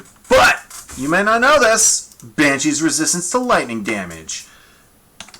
Banshee only taking 4. That's going to be pretty big. Just so you guys know, like if you guys are thinking, oh, what's good against Will-O-Wisps? Banshees seem pretty good. Anything with lightning resistance is going to have a nice time against Will-O-Wisps. So if you're trying to think meta, that might be a good thing to think about. Alright, we've got 3 Scarecrows. The Scarecrows can fear at a distance of 30 feet, and they can move at a speed of 30 feet. So, I'm going to have them move up. And this one move up there. Is that 30 feet? I wish I could measure and then like instantly move it. It's kind of annoying that I can't. I think it was here. I don't know. Okay, so they got their 30 feet. The closest 3 things are Shadow, Shadow, Banshee. So I'm going to have it attempt to fear a Banshee, attempt to fear a Shadow, and then attempt to fear one of the dogs. We're going to go in order. It doesn't matter what they roll. They're immune. So they're going to try to fear them, and they're going to witness immediately that they cannot scare the undead. But they can scare the little blink dogs, right? Yeah, they don't have any immunities. They're just sad little blinky dogs. Which is actually really good. It's actually kind of a really cool effect because it's going to waste the Sea Hag's turn having it try to insta-death glare the blink dogs. It's all the things you can kill with an instant hit. That's not one of the... That's a very weak enemy to try to one-shot. So this blink dog right here is going to get hit with fear. It must make a DC 11 Wisdom save. Blink dog, how you doing? Not so good. So I believe it's... How long is it scared for? 1 turn, which is not very long. But it's also paralyzed. It's paralyzed and frightened. It doubles up, actually. So I'm going to put a little lightning... We're going to just put a bunch of blobbies on that guy. That dog is busy. Alright. Blink dog time. Let's see what the blink dogs are going to do. Now, I believe we were told to swarm and hit and run. So they're going to want to all hit the same guy if they can. The doggies are going to try to pile in if they can. Now, this is going to be a little annoying because they're going to have to roll their recharge for teleport each time, which is kind of an annoying one. Now, they can move 40 feet, so maybe they don't need to blink if they can make it into combat. 30, 30... 30. They have 40, right? So, yeah. I'm going to say all the blink dogs get around this scarecrow. They've picked that scarecrow, the closest one, to pile in on. And they're going to get their butts... Oh, not that one. That one's feared and paralyzed. We got 3 blinky dogs on that guy. They all swing. They don't have very high chance to hit. What's the AC on a scarecrow? 11. Very low. 1 attack, 2 attack, 3 attacks. 1 attack connects for 6 points of damage. The Scarecrow has resistance to that, though. So it's only going to take 3. Scarecrows are crazy. I'm looking at their stats. They're pretty darn crazy strong. I'm not going to lie. They have a lot of... Their big thing is that they have a vulnerability. It's not going to come into play this fight, but there is a vulnerability, and that's, I think, why the rest of the stat block is so strong. Because you can get them with that one weakness, and then they're going to go down super fast. Alright, Blink dogs are good. Banshee. See, the Banshee's not going to wail right here. It just doesn't make sense. He's going to wail into his own dogs. The Banshee is going to try to attack the enemy right in front of it with its corrupted touch. Each non-undead creature within 60 feet of the Banshee that can see her must succeed on a... Whoa, whoa, whoa, whoa, whoa, whoa, whoa. Can it just use that? That's an attack it can do? Oh, it might do that. I don't think I ever used that against the 1v1 monk fight last time, but I probably should. Because it specifically says non-undead. It will affect the dogs, and it will affect the scarecrows. That's a very strange one. Unless the scarecrows are immune to fear, which I believe they are, but the Banshee doesn't know that going into it, so it might use it. Okay, that's a very interesting one. I'm going to actually roll. It's got an intelligence. I'm going to say it's a DC 12 intelligence check to see if it knows not to bother with this. It fails. So it thinks it's a good idea to reveal its horrifying visage to the battlefield. It's 60 feet, so I think it even gets the Sea Witch. Let me just see the Sea Hag. Yeah, the Sea Hag will be hit with this as well. But it's also going to hit all 4 blink dogs. Now, a frightened target can repeat... It's 1 minute of fear, too. So I have to do it to the dog here, too. It's very interesting because it can backfire. If all the dogs are afraid of the Banshee, the hag is going to slowly sit there and pick them off one by one. It's a very strange effect. That's because monsters aren't meant to fight themselves. It's kind of weird. Okay, so it's a DC 13 Wisdom. If they fail, fear for 1 minute, which is an insane amount of fear. But then they can keep re-rolling the roll to potentially get out of it. So the Will-O-Wisp is immune. The Shadows are immune. Everything else can be hit. And everything else is going to be hit. So we're going to start with the Sea Hag. It's a DC 13 Wisdom. Passes. Now we're going to do the 3 Scarecrows from top to bottom. Pass. Fail. Fail. So the 2 bottom ones are scared for 1 minute, and they get to make the check at the beginning of each, or at the end of each of their turn. Let me just double check that. Yes, at the end of each of their turn, with disadvantage if the Banshee is within line of sight, which it will be. But once you are immune to it, you're immune to it for 24 hours. So, oh, sorry. Am I being silly? I am being silly. They can't be afraid. They're immune to fear. I'm being silly. I said that before, and then I forgot about it. Silly me. That's why we were rolling the intelligence thing, because it mostly affects the blink dogs. So yeah, it's almost hitting itself, which is kind of just terrible. So we got 4 blink dogs, all going to make the wisdom saves. We're going to do the 3 in the corner. 1, 2, 3. So one of them, and the one that's already feared. Okay, so 1 blink dog gets afraid. That's it. Not the best attack that the Banshee's ever done. Only affected his own stuff, but it's done. It's never going to use that attack again, and it's only because it failed its own intelligence saving throw. It didn't know any better. It didn't survey the situation and know from a DM's point of view not to use that attack. Now it will know not to do that anymore and will only use its corrupting touch moving forward. It won't try to do the wail either because it can kind of derive that it doesn't make sense to use it. Okay, Banshee's turn is over. That was an interesting one. Sea Hag. I hope everyone kill that goddamn Banshee. Yes, no fear. Ban the wisps, ban the Banshees, ban it all. Just ban all the monsters. It's funny because I had Will-O-Wisps fight the party once and they crushed them. Like it didn't do very much, and I was like, oh, it's not that good. Okay, so the Sea Hag is going to move up, and then it's going to do its death glare on the poor doggy. It needs a DC 11 Wisdom, or it's dead. Passes. So the Sea Hag does nothing on its turn. which is the one drawback to this. Because of the command words I was giving, the Sea Hag is always going to try to do the Death Glare first, if it can. So in a strange way, the Banshee actually did itself a service. By frightening one of its own dogs, it's now the target of this Sea Hag for a while now, which might be to its betterment. Alright, we got 2 Shadows. Interestingly, the Shadows might be a good match for this Will-O-Wisp. Let's see. I'm actually very curious to see how this pans out. Because they do damage, they do strength damage, which I think gets around the Will-O-Wisp. The Will-O-Wisps have 1 point of strength. Oh my god. If a Shadow connects, the Will-O-Wisp dies. I just want you guys to realize that. Will-O-Wisps instantly die to being hit by Shadows. That's kind of crazy. Maybe that's the counter. Maybe that's the counter. You guys would be like, oh, I'm going to play 5 Will-O-Wisps. And then someone else just plays 1 Shadow and just starts eating the Will-O-Wisps.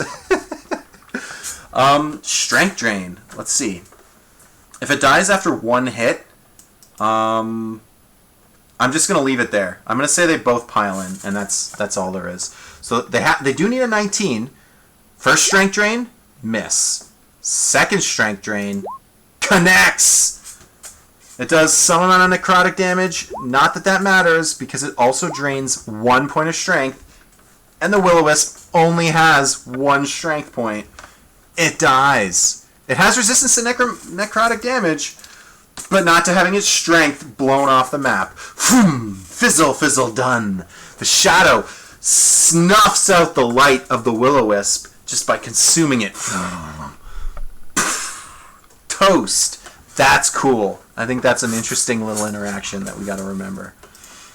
Alright. Back at the top of the round, we got the Scarecrows. They will try to fear the dogs. That's what they do. So the first things first is this doggy is no longer affected. He gets to be undogged. The dog days are over. The dog days are gone. Alright, enough of that. Now that everybody is officially afraid of me singing, I believe there are 3 enemies there, and the Scarecrow's just going to try to Terrifying Glare all of them. So, the 3 dogs... Well, it doesn't make sense for them to Terrifying Glare an already afraid target, so I think they're going to hit the 3 dogs that aren't afraid. Just like that character from Fallout, a 3 dog. So the 3 dogs, the 2 that are up at the top, and the 1 over here are going to be targeted, and they need to make DC 11 Wisdom saves. If the target is a creature, it must succeed on... You know what? The Claw? The Claws frighten as well. You know what? I did not realize that. Their basic attack also causes fear. So what I'm going to do is I'm going to let them get claw attacks in. They're going to spread it around and try to fear as many targets as possible. So this one's going to do the glare down here at the bottom. So let's do that first. Blink Dog. Are you okay, Blinky Dog? Wisdom save. No. This guy is frozen with terrifying fear again. Can't do anything. Super afraid. He's also paralyzed. These 2, we're going to do left to right attacks. Left, 20. Right, 4. So the one on the left is going to connect. It's going to do 6 points of slashing damage. That's 16. And the dog has to make a save. Where are you, dog? Wisdom, 11. Passes. We're okay. Alright, not that much. Not that much, honestly. Blink Dogs. What are they going to do? They want to do the swarm thing, right? 2 of them are feared, though. So what the other 2 are going to do is they're going to blink out of combat. Blink, blink. And then they're going to come behind this Sea Hag and attack it from the back. Because they want to blink. They want to blink. So that I know that they need to recharge their blinks, I'm going to put blue dots on them. Just so we remember. They've used their blinks up, and I'm going to have to roll for them on their next turn. This guy's paralyzed. This guy is afraid of the Banshee and will move away as fast as possible. I'm not going to make it blink, but it does get 40 feet of movement, so it's way out there. And then it gets an attempt at disadvantage You know what? It needs line of sight. You know what I'm going to say? No, you know what? Line of sight just means it can see the Banshee, and it can. So it's afraid of the Banshee. It's disadvantage on its wisdom save. It needs a 13. Disadvantage. Yeah, it's still afraid. It's going to be afraid for a while. The other two dogs biting on that Sea Hag. 1 attack, 2 attacks. I have a feeling neither of those connected. I have to double check the Sea Hag. Yeah, 14. No good. Alright, the dogs are just kind of being annoying. Banshee. The Banshee's going to do something good this time. It's going to move up towards these scarecrows, and it's going to attack. Corrupting Touch. Does necrotic damage? Does a scarecrow have resistance? It does not. It's going to do straight up damage if it connects. Attack. For 16. I bet you that hits. Oh, it does. Indeed it does. A ton of necrotic damage. 15 necrotic damage. That puts it to 18 hit points. Taking a beating from that CR4 monster. Alright. We're at the Sea Hag. Sea Hag, can you Death Glare? It's 30 feet? No. And it's not going to get itself killed by attacks to do its thing. It's going to defend itself. So it's going to claw at the... I'm going to say the hurt dog. It's going to know that one dog's hurt already, and it's going to slash at it. Here comes the claw. A 13. Blink dog. Armor class is 13. Slash, 8 points of damage. Poor doggy. Oh no. Goes to 8. That dog's getting hurt. That's it. Shadow time. Dun-dun-dun. You know what I realized? I didn't realize this until I'd finished last week, and I'm reminded of it again, that anyone watching this might have trouble tracking what team every enemy is on. Now that they're all mixed up. I know who's on whose team, but you guys might not. So I'm wondering if there's something I can do to mark them or remind you who's on whose team. Is there something I can do? So what I'm going to do, just so you guys can kind of keep track if you forget, I'm going to write the names over here. I'm going to go Banshee. This is really small. Let's make this like 50 something. No, that's too big. 23. So we got Banshee,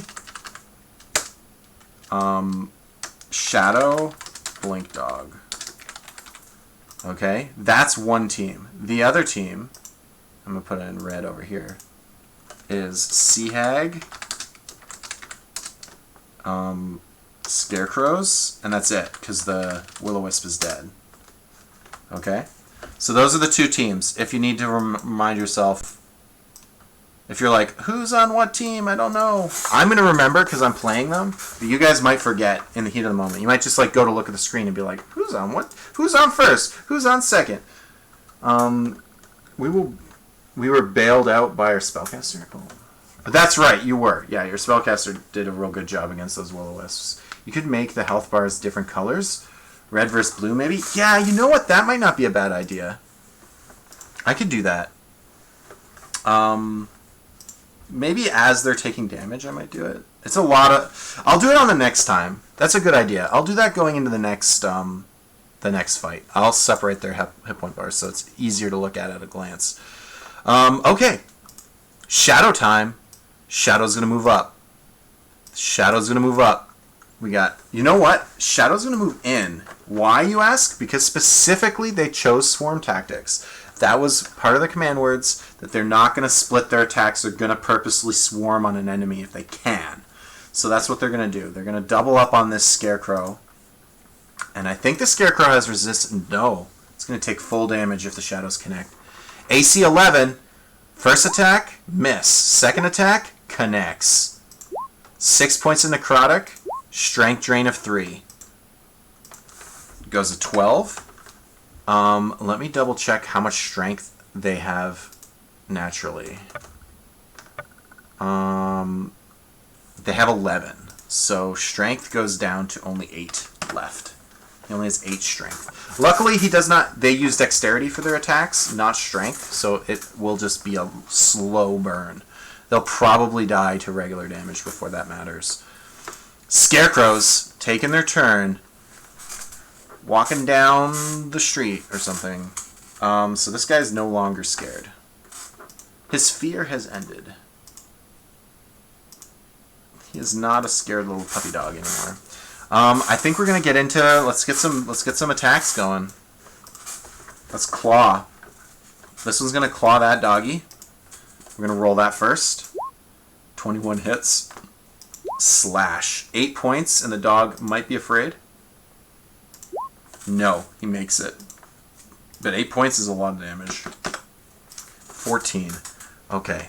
Next up, we got these ones. They're both going to try to claw a shadow, which might be a mistake because the shadows are resistant and they can't be feared.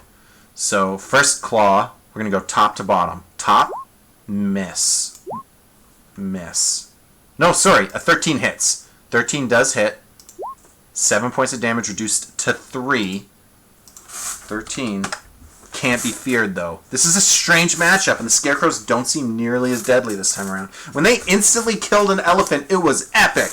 But as they slowly get beat up here, it's not looking too good. We got 2 dogs trying to get their abilities back. The bottom one gets it. He has his blink power back. This dog, he's going to run again. I'm going to just say he's, like, gone. He's gone. I'm going to actually say he's gone. I'm going to say he blinks away and keeps running. And for like a minute. Like, if he misses, unless he makes this, I'll give him one chance.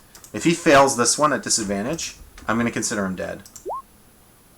And that's disadvantage, so he fails. So he's going to run off the screen. That doggy's gone. Please don't. Of course it's the one. Had to be the one, didn't it? Okay. So that dog died. That dog, it didn't die. It's going to live forever. It will never die. But as far as I'm concerned, it's going to keep running for such a long distance, it doesn't make sense for me to keep track of it. It can keep a line of sight on that Banshee for like a mile. And because technically I should be having it try to blink too to get away, it's really far away at this point. I'm going to have this guy blink in on the Sea Hag. I'm going to have him, he can take his little blue dot, and 3 attacks on the Sea Hag. 1, 2, 3. Sea Hag, 14, nothing. Just big old misses. We got a Banshee coming in hot on that Scarecrow. It's not looking good for our Scarecrow team. Oh, that's a ton of damage. 13. Scarecrow down. Oh my god, of course that was the Scarecrow keeping track of the turn order. I believe they were next. I think they were next. I forget. Please tell me they were next. Someone correct me if I'm wrong. I forget where they were in the turn order. I keep deleting the... Shadows are dangerous. They're crazy. They're a crazy enemy. I'm not gonna lie. Okay, so the Banshee had its turn. I'm pretty sure the Scarecrows came next. I don't remember. I kind of... geez. If you guys can correct me, that would be helpful. I cannot remember what they rolled for initiative. I guess I could look back at the top. Let's look all the way up. Yeah. We can save this. Scarecrows. 19. Sorry. 19. So they're actually here on the initiative. Yeah, sorry about that. I almost gave them an extra turn for no reason. Sea Hag time. Sea Hag is going to attack the most hurt Blink Dog that it was already attacking from before. Sea Hag. Claw. 17 hits. 10 damage. That's a dead Blink Dog. Splat.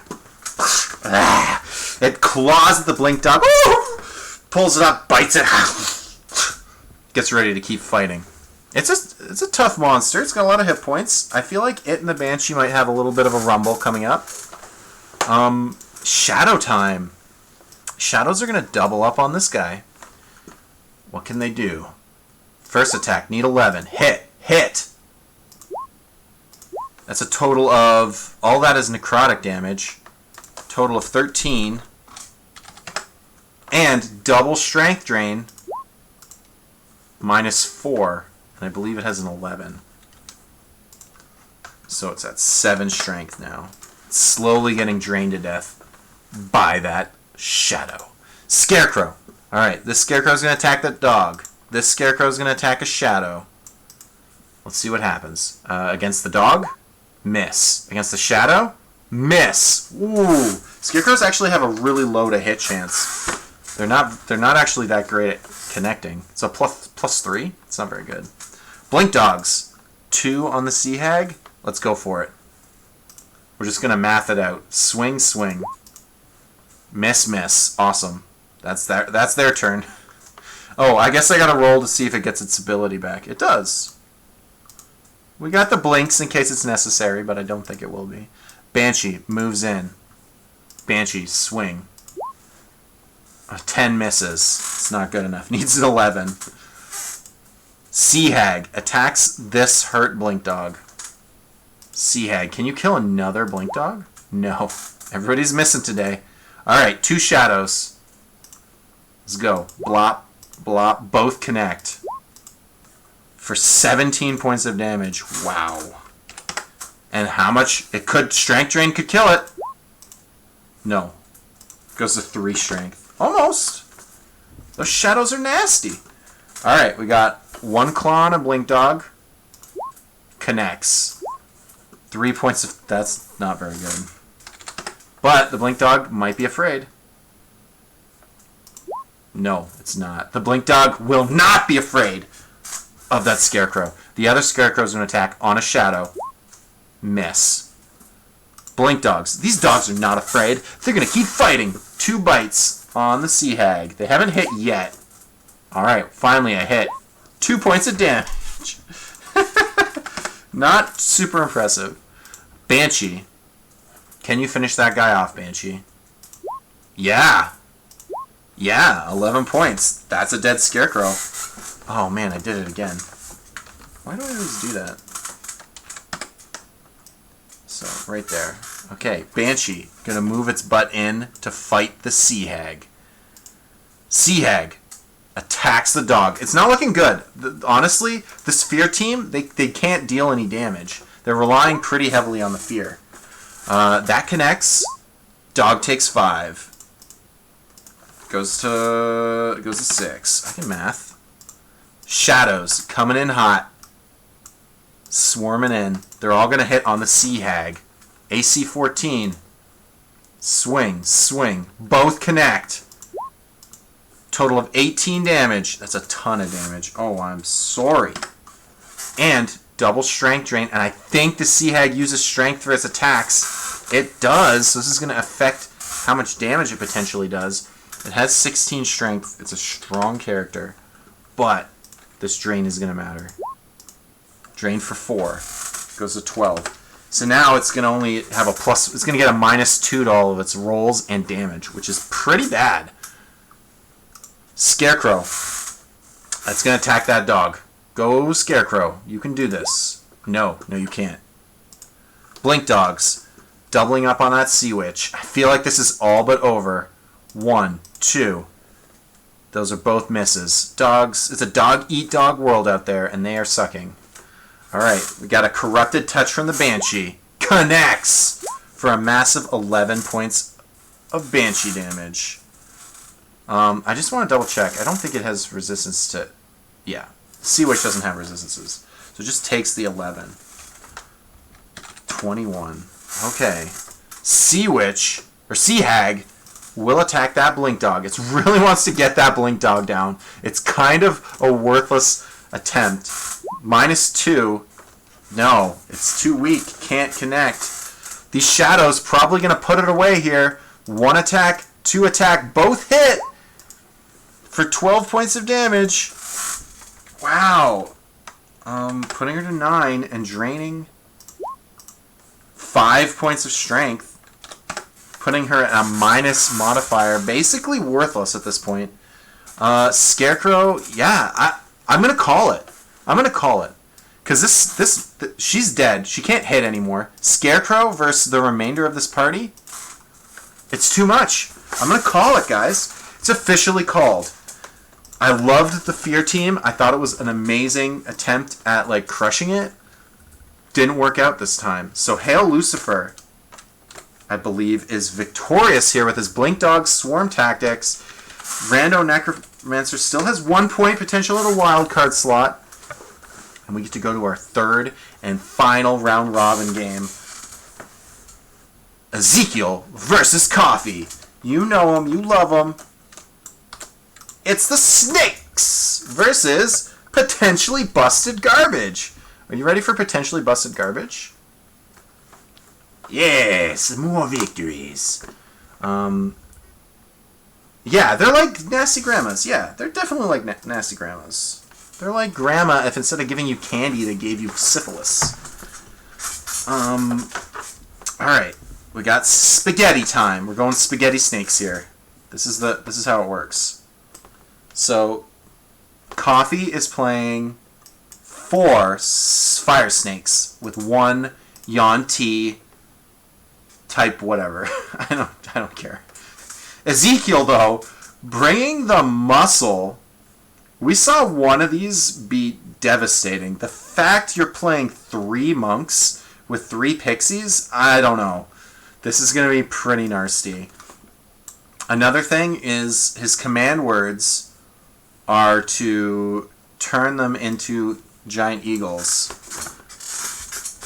which is going to make this so tough, in all honesty. And then with the strategy of being a ball of spaghetti, there's really no thought process behind you maybe attacking the pixies. The only thing that you might do is the Yuan-Ti does have a longbow, so he could choose to start picking off pixies possibly with his longbow, depending on how things go. Depending on how things shake out. So let me get their stat blocks up real quick, and then we'll dive into the games. Got the Yuan-Ti. Yuan-Ti. The Yuan-Ti can also become a snake, but I don't think its snake form is all that powerful. It might. I know it can constrict and do poison damage. It might actually be pretty good against the monks. We'll see. But I feel like the longbow against the pixies is going to be where it's at. Knocking them out of polymorph is going to be a pretty big deal. Okay, so we're also going to have to look up the fire snakes. Fire snakes actually might be decent against the monks too, because the monks have to get into melee, and every punch, although doing a ton of psychic damage, is also going to have some crackback damage from the fire snakes with its heated body, which is kind of cool. The monks, the Githrazi monks, are freaking crazy. Pixies, and I'm going to look up the giant eagles for now because I know they're going to come into play this time. Nothing is going to instantly kill all those pixies, so we're going to see some polymorph for sure. Alright, Yuan-Ti. I'm going to make you blue hit points over here. Yuan-Ti has 66. Spider, snakes. Fire snakes. Is it 22? It is. You could have guessed. 22 hit points. And there are 4 of them.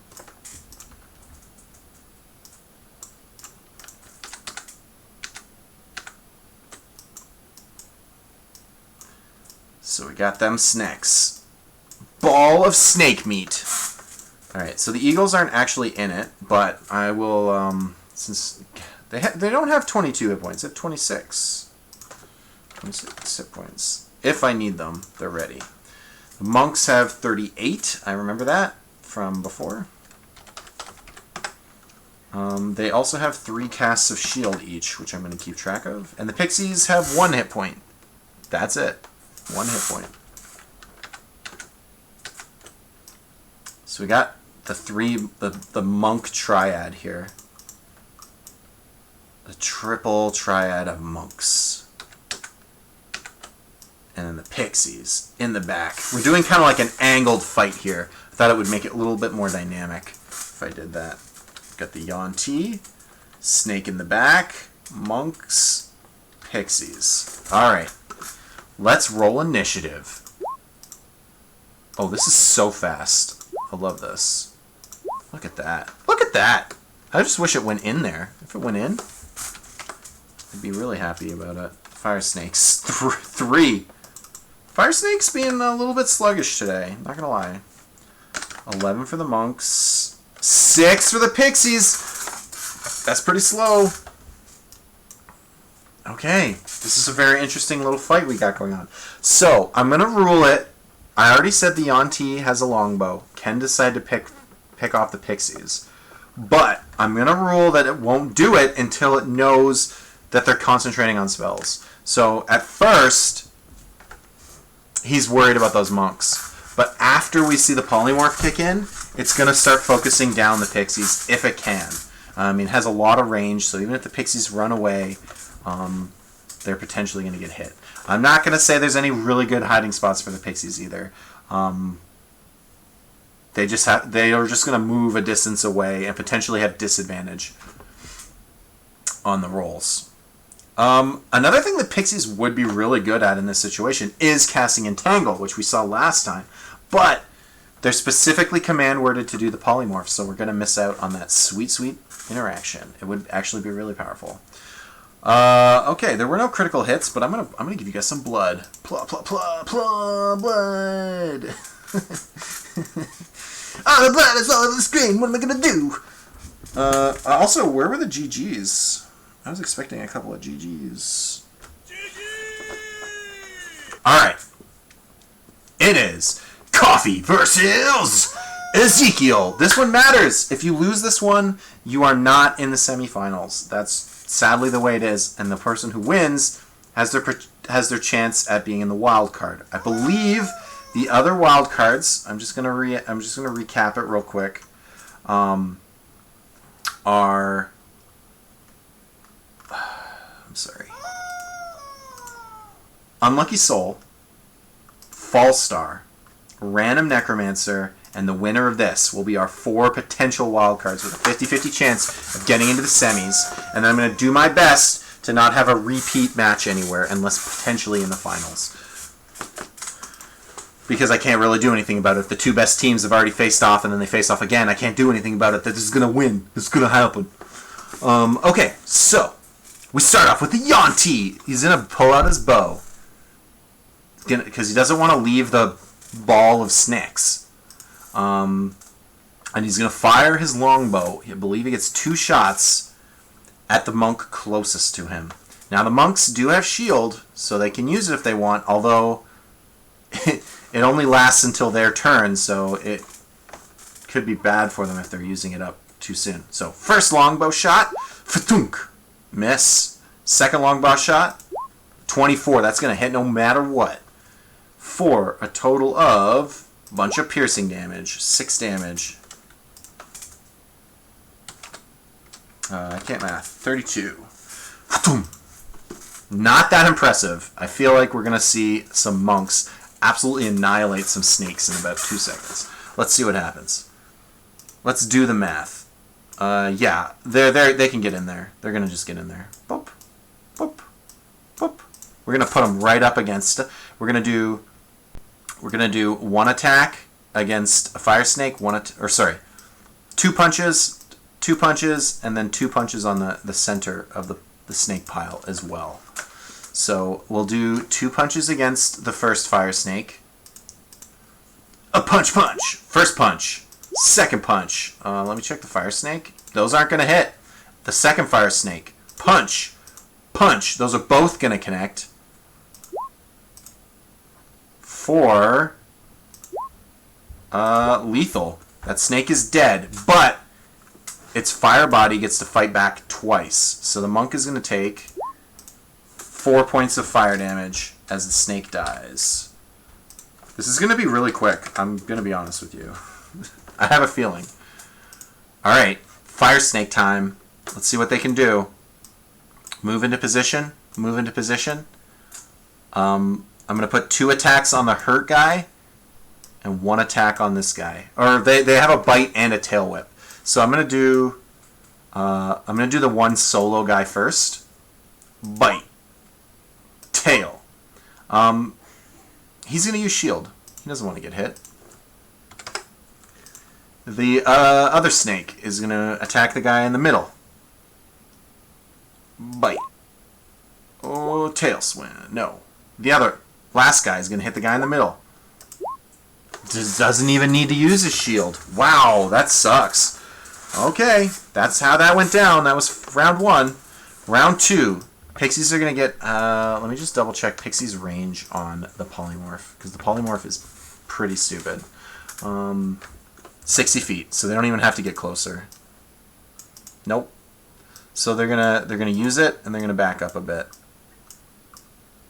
Maintain their 60 feet. All 3 of them are gonna turn into giant eagles. Polymorph power. Dun dun dun dun dun dun dun dun. I'm just gonna hide them. Can I just hide it? Can I just do that?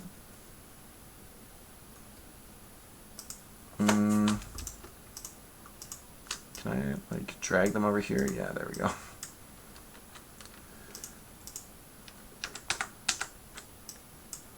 All right, they polymorph. All 3 of them become giant eagles, ready to fight. This is a problem now. The Yuan-Ti is going to take his bow. He's going to fire on the Pixies. 1 shot, 2 shot.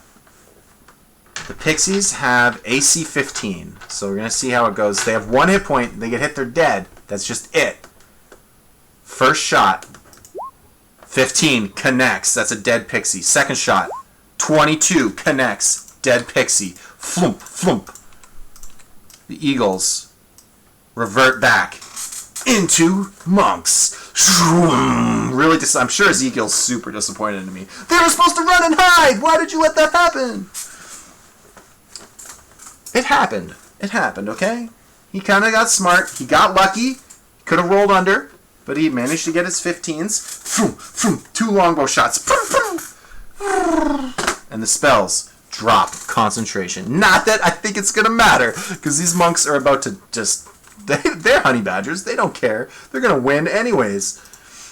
They're just going to get in there and beat the crap out of these snacks. So I'm going to do... I'm going to try to hit all 3 if I can. So this top guy is going to hit the far right one. Let's do that first. Monk. Punch. Connects. Second one. Connect. That was 2 22s. Might have been too quick. Alright. I'm glad we rolled it. Hits twice. First hit. 18. Second hit. That snake's down. The snake gets to fight back with its heated body for a total of 7 points of fire damage. This is going to be... Oh, man. This is brutally quick. That's okay. We're just going to get it. We're just going to be done. This one's going to punch that snack. Punch him good. First punch, connects. Second punch, connects. Wow, those are some good rolls. 10 damage. Second punch... 8 damage, not enough to finish it. It's only 18, so it goes to 4 and retaliates with 2d6s for 6 points of fiery damage. Can't stop it, has to take the damage. And the eagle, the giant eagle, is going to swing its beak and its talon against the snake closest to it. Miss. And a 14 does hit. Dealing 15 points of talon damage. What? Look at that max damage. Look at that big boy doing that max damage. Woo! Woo! That's a lot of damage. Okay, so it leaves it at 7. Counters with the fire again. Heated body, dealing 5 damage to this eagle. It's not super exciting. That's the turn. Pixie's turn. It's concentrating. Can't do much else. It's going to just chill. Sure. I'm going to say it can try to hide. I don't think it can really do much. Stealth. Let's see. Rolls a nat 1 on stealth. So it's not going to be able to hide. Not that I think it matters. Alright. Yuan-Ti is going to crack a bow shot at this pixie. Can it hit? No. Second shot. Misses! Double miss from the Yuan-Ti. That's probably the nail in the coffin here, because I have a feeling that these monks are going to beat through these snakes in like 2 seconds. They're going to beat their snakes. is what they're going to do. First punch on the snake. Miss. This is the top monk. Second punch. Fails. The middle monk attacking the top snake. Attack. Miss. Attack. Connects. For 17. That's a dead snake. Takes 4 back.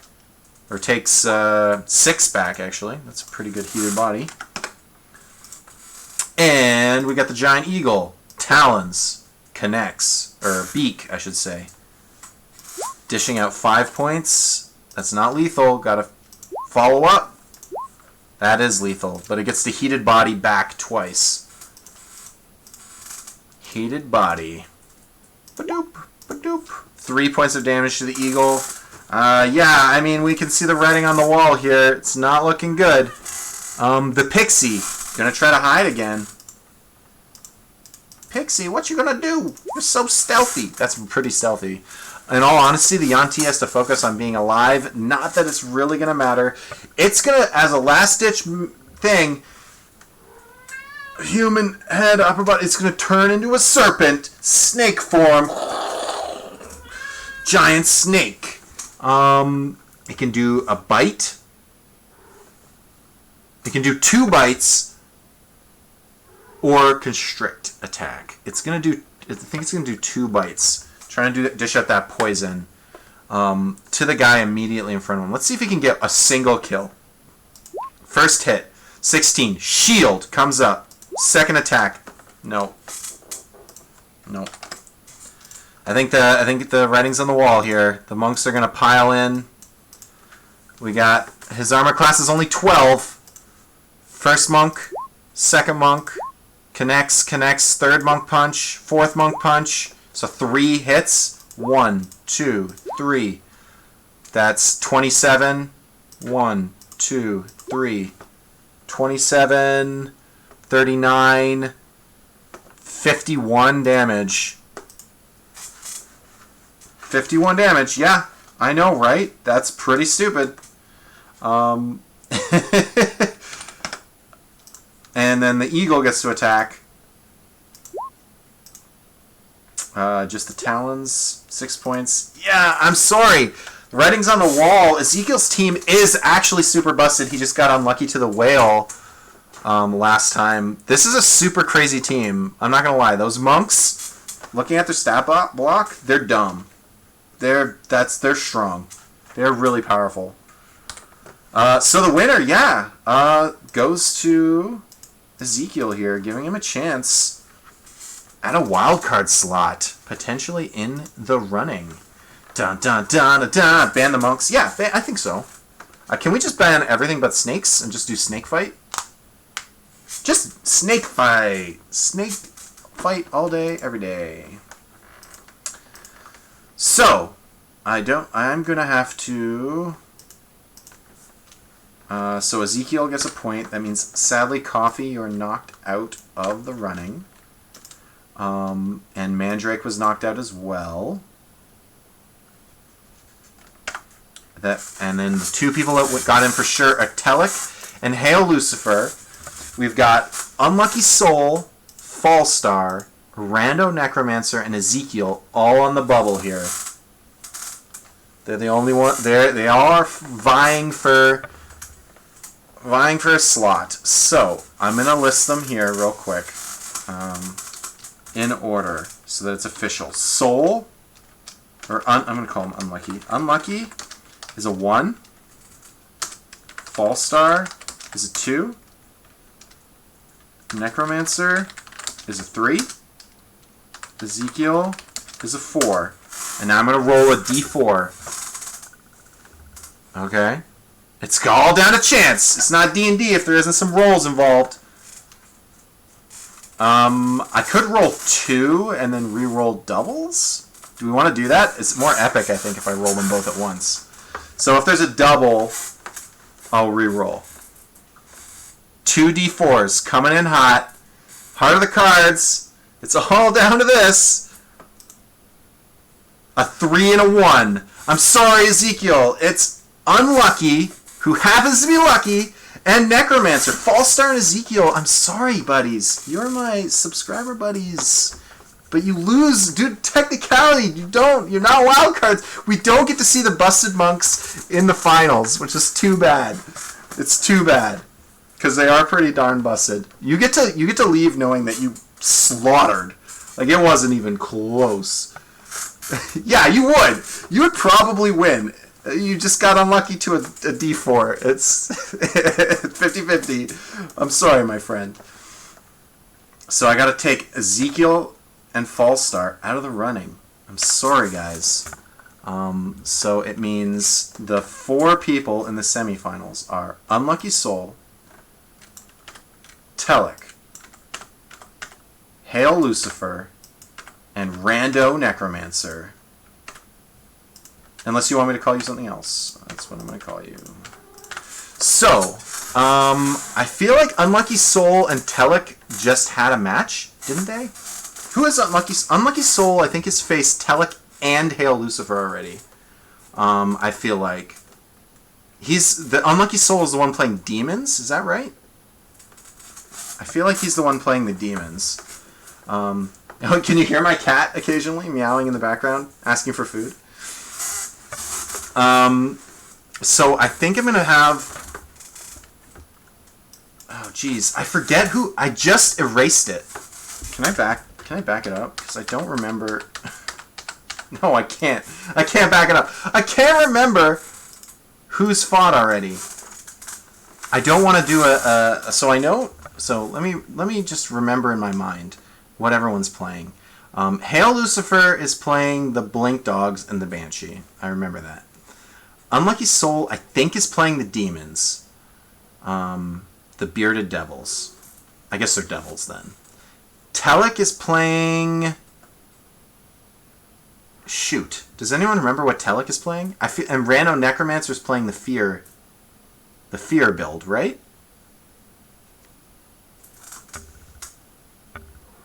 Who did Falstar fight? Oh, the Will-O-Wisps. That's right. So Telek is the three wisps, 3 goblins, right? Wisp goblins. That's why you guys need like a friggin' name. Telek is the wisps. Unlucky Soul is the bearded devils.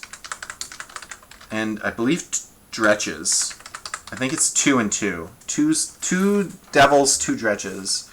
But the dretches are the variant that can potentially summon an additional bearded devil. Actually, it might be more than 2 dretches. Is it 4 dretches? I think it is 4 dretches. 2 bearded devils, 4 dretches, 3 wisps, 3 goblins. And I know those 2 already face each other. And I know... Yeah, so the matchup is going to be... The brackets, anyways, is going to be Unlucky Soul facing Rando Necromancer first. And then it's Telek versus Hail Lucifer. And he is the Banshee team. Banshee, Shadow, Blinky Dogs. And Rando Necromancer is the Scarecrow guys. We've got the Sea Hag, Scarecrow times 3, and 1 Will-O-Wisp. Okay. Change my tie! How dare you make me do that? So, I haven't decided, but if you guys are interested in starting to think about it... Oh, I actually am missing one of my ties. I'm going to do this one. I'm thinking I'm going to do 2,800, the same 7 monsters. If you wanted to start thinking about it now, next week will probably be 2,800 experience,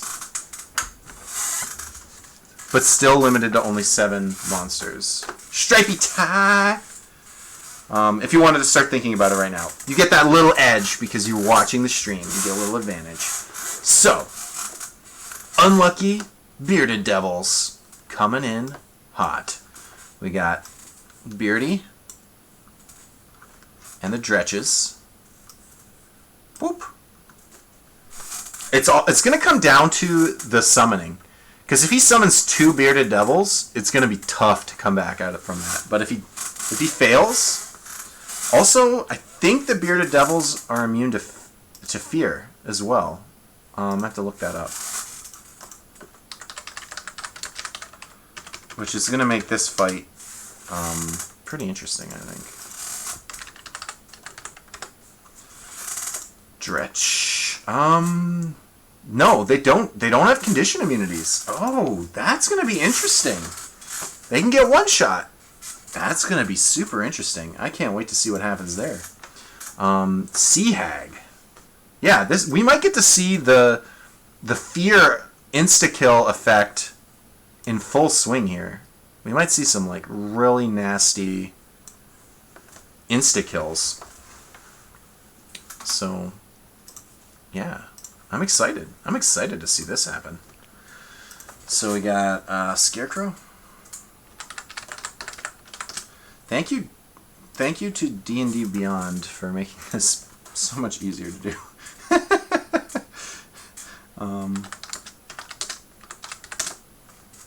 Otherwise, this would have been a problem. Okay, Will-O-Wisp. There we go. We got them all. We got them all. Okay, so Will-O-Wisp. We know it. We love it. 22 hit points. You're going to be blue team. Sea Hag. 58? Is that right? 52. 52. Yeah, Devil's not immune. Not immune to fear. Which kind of makes sense. They would be afraid of each other, right? There's kind of fear within the ranks. It kind of does make some sense. 36. Oops, I did that wrong. My apologies. Don't notice. I don't actually want there to be 0. There we go. Dretches. The Dretches also have that stupid stank, which is poison. Is anything vulnerable to poison? Just the Sea Hag. That's it. Everybody's invulnerable to poison except the Sea Hag. And it may stay back just because it's going to try to do the glare as often as possible. It probably won't get that close to the stanky Dretches. They do have 18 hit points, which is plenty. These guys are very hardy. I'm not going to lie. They're a very hardy enemy. Okay, so let's shrink them down. We got 1, 2, 3 Scarecrows. Shrink down this guy. Boop. I'm excited for the higher EXP total because we're probably going to see some large or bigger possibly enemies, which I'm pretty excited for. I'm pretty excited to see what happens there. I'm pretty sure it's 3 Dretches. I could be wrong. I think they're 50 a piece or something, so they make up the difference. I'm pretty sure that's right. Or are they 25 a piece? Maybe they're... No, you know what? What's a Dretch? I can just look up their experience. 50 a piece, but these guys are 700 a piece. So yeah, there would only be 2 Dretches. Yeah, that's right. I was right originally with the 2. 2 and 2. Oh, shnikes. Okay, let's see if I can get through this as quickly as I can, because I still have 2 more potential battles to get through. Although there's a chance I may... It'll be disappointing, but I may... If the finals... If it's running late and the finals are a matchup we've seen already, I might call the winner based on their previous match. Which I know is not a satisfying way to watch a finals. But you can always go back and rewatch it. Because I also don't think it's satisfying to watch the exact same matchup again. It's kind of boring. Different stuff could happen, but... I don't know. Alright, Scarecrows. You're going to do some kind of like weird meat shield thing this time. You're going to like... try to protect the Sea Hag. And then you guys, these guys... They're gonna do something. They're gonna do something similar too. They're gonna put these body bags in front of them. There's no story. There's no story. We don't have time for stories. We just have time for combat. Combat, fighting, killing, death. That's it. That's all we got. We don't have time for stories. Fanciful Tails. We just got to get in there and start doing the stuff. Because I don't have time. I don't have the time. Roll initiative. Look at this. Look at this. Isn't that awesome? I love that. That's way better than the first time I was doing this. Alright. Bearded Devils are at the top. Which means they immediately get to take their stab at summoning more demons. Or more devils, I should say. Dretch, 10. Scarecrow, 5. Sea Hag, 6. That's actually the wrong order for initiative. If they want a combo, they want to Frighten first, follow up by the Sea Hag. So this is the wrong way. That could be a big deal. The Sea Hag will now attempt to do some fear-inducing things, which it can do. Any humanoid that starts its turn within 30 feet of the hag potentially is frightened for a minute. So there's potential for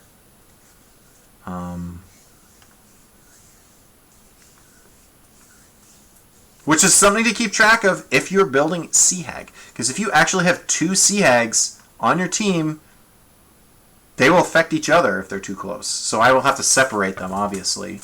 But if they're within 30 feet of each other, they're humanoid and see each other, and they're not immune to fright, so they can potentially fear each other, which is, it's kind of lame when that happens. Although if they make the save, they're immune for the rest of the fight. So I mean,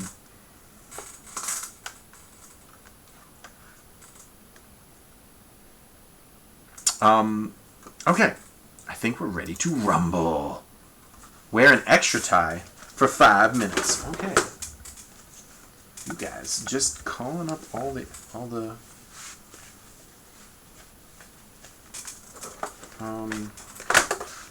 cashing in those points. Oh baby. Okay. Devils. 2 D100s. They need a 30 or less to summon a demon. 2 D100s. 2 fails. That's it. They don't get extra demons. That's no extra devils. This is the whole fight right here. I have a feeling we're going to see an insta-death from one of these devils too, and it's going to be kind of epic. Alright. Will-O-Wisp always tends to go first. Really. So it's going to jump its butt in there. And start eating a Dretch. Dretching those Dretches. Will-O-Wisp. Attack. 17. I bet you that hits. Oh yeah, it does. 4 points. That's not a lot of damage. That's okay. It's doing its thing.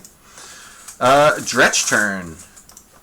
Well, they're just gonna probably fight the guy that's right there. One of them's gonna stank it up. One of them's gonna make a stanky cloud. Only the Sea Hag cares, though. 10-foot radius. Stanky, stenchy cloud. There's stink all over the battlefield, but that takes his turn, so he's not going to do anything. The other one gets to attack the Will-O-Wisp. This is not likely to do anything. The bite and the claw. The claw connects! Claw connects for 3 points because it's resistant. I didn't think that was going to happen. Interesting. Okay. The Sea Hag. Sea Hag's going to move up. It wants to get that fear started. Starts its turn within 30 feet of the Sea Hag. Can it get into combat? It can. But it had to pass through its own guy. So I'm going to actually only put it to about here. But that means everyone's got to make a fear check now. Because they can see the hag. And if they fail, or if they pass, they're immune forever. And if they fail, that's 1 minute of fear. Which is actually a huge deal. Because then they're probably just going to die. Next is the Scarecrows. They do want to do... They're going to come in and be meat shields. And then they're going to do their fear. Their fear stare. They're going to stare at the 2 closest ones, which will be the Dretches. Kind of a waste, and 1 on this devil. That's the big one. If they land this paralyze, it's like lights out for this other team, really. This terrifying glare is, well, it's terrifying.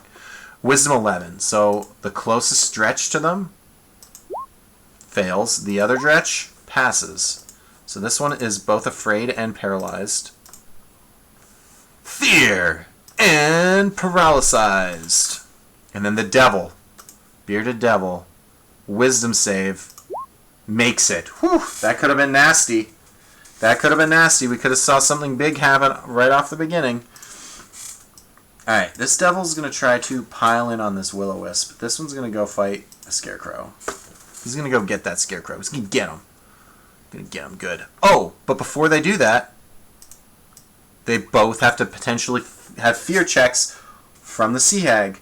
So we'll do that first. I believe it's 11 again. Yep, wisdom 11. The top devil makes it. Bottom devil fails. Immediately runs. And is afraid for 1 minute. Like, that's a long time to be afraid. He's basically, like, dead. Like, that's really tough for him to come back from. I'm going to double check. I think... yeah, they can repeat the save at the end of each of their turns. So it's not... can repeat the saving throw at the end of each of his turns with disadvantage. So I believe he gets to do it right now. He misses his turn, but has potential to come back into the fight. With disadvantage, though, which is a big deal. No, he's still afraid. That's huge. That's really huge. He could be dead. He could just be dead. Alright, will-o-wisp. Time for him to deal with these dretches. Now the one is paralyzed. He's going to go for the paralyzed dretch with advantage. We could see the first critical hit of the game so far.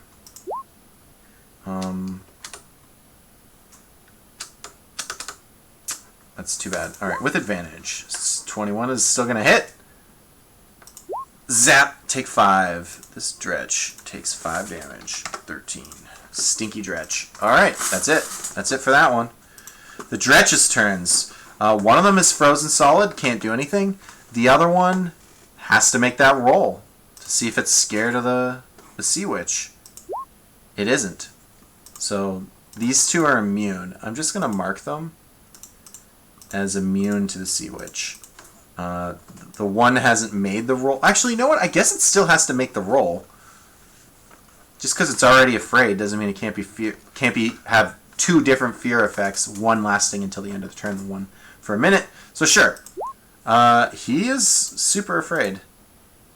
He is afraid of the sea witch. So I think that dretch is probably dead. Sea witch time. 30 feet. Yeah, it's going to try to instantly glare down that dretch. That's already basically dead. It needs to make a DC 11 wisdom, or it's dead. Passes. Not dead. Alright. Scarecrow time. Piling on in.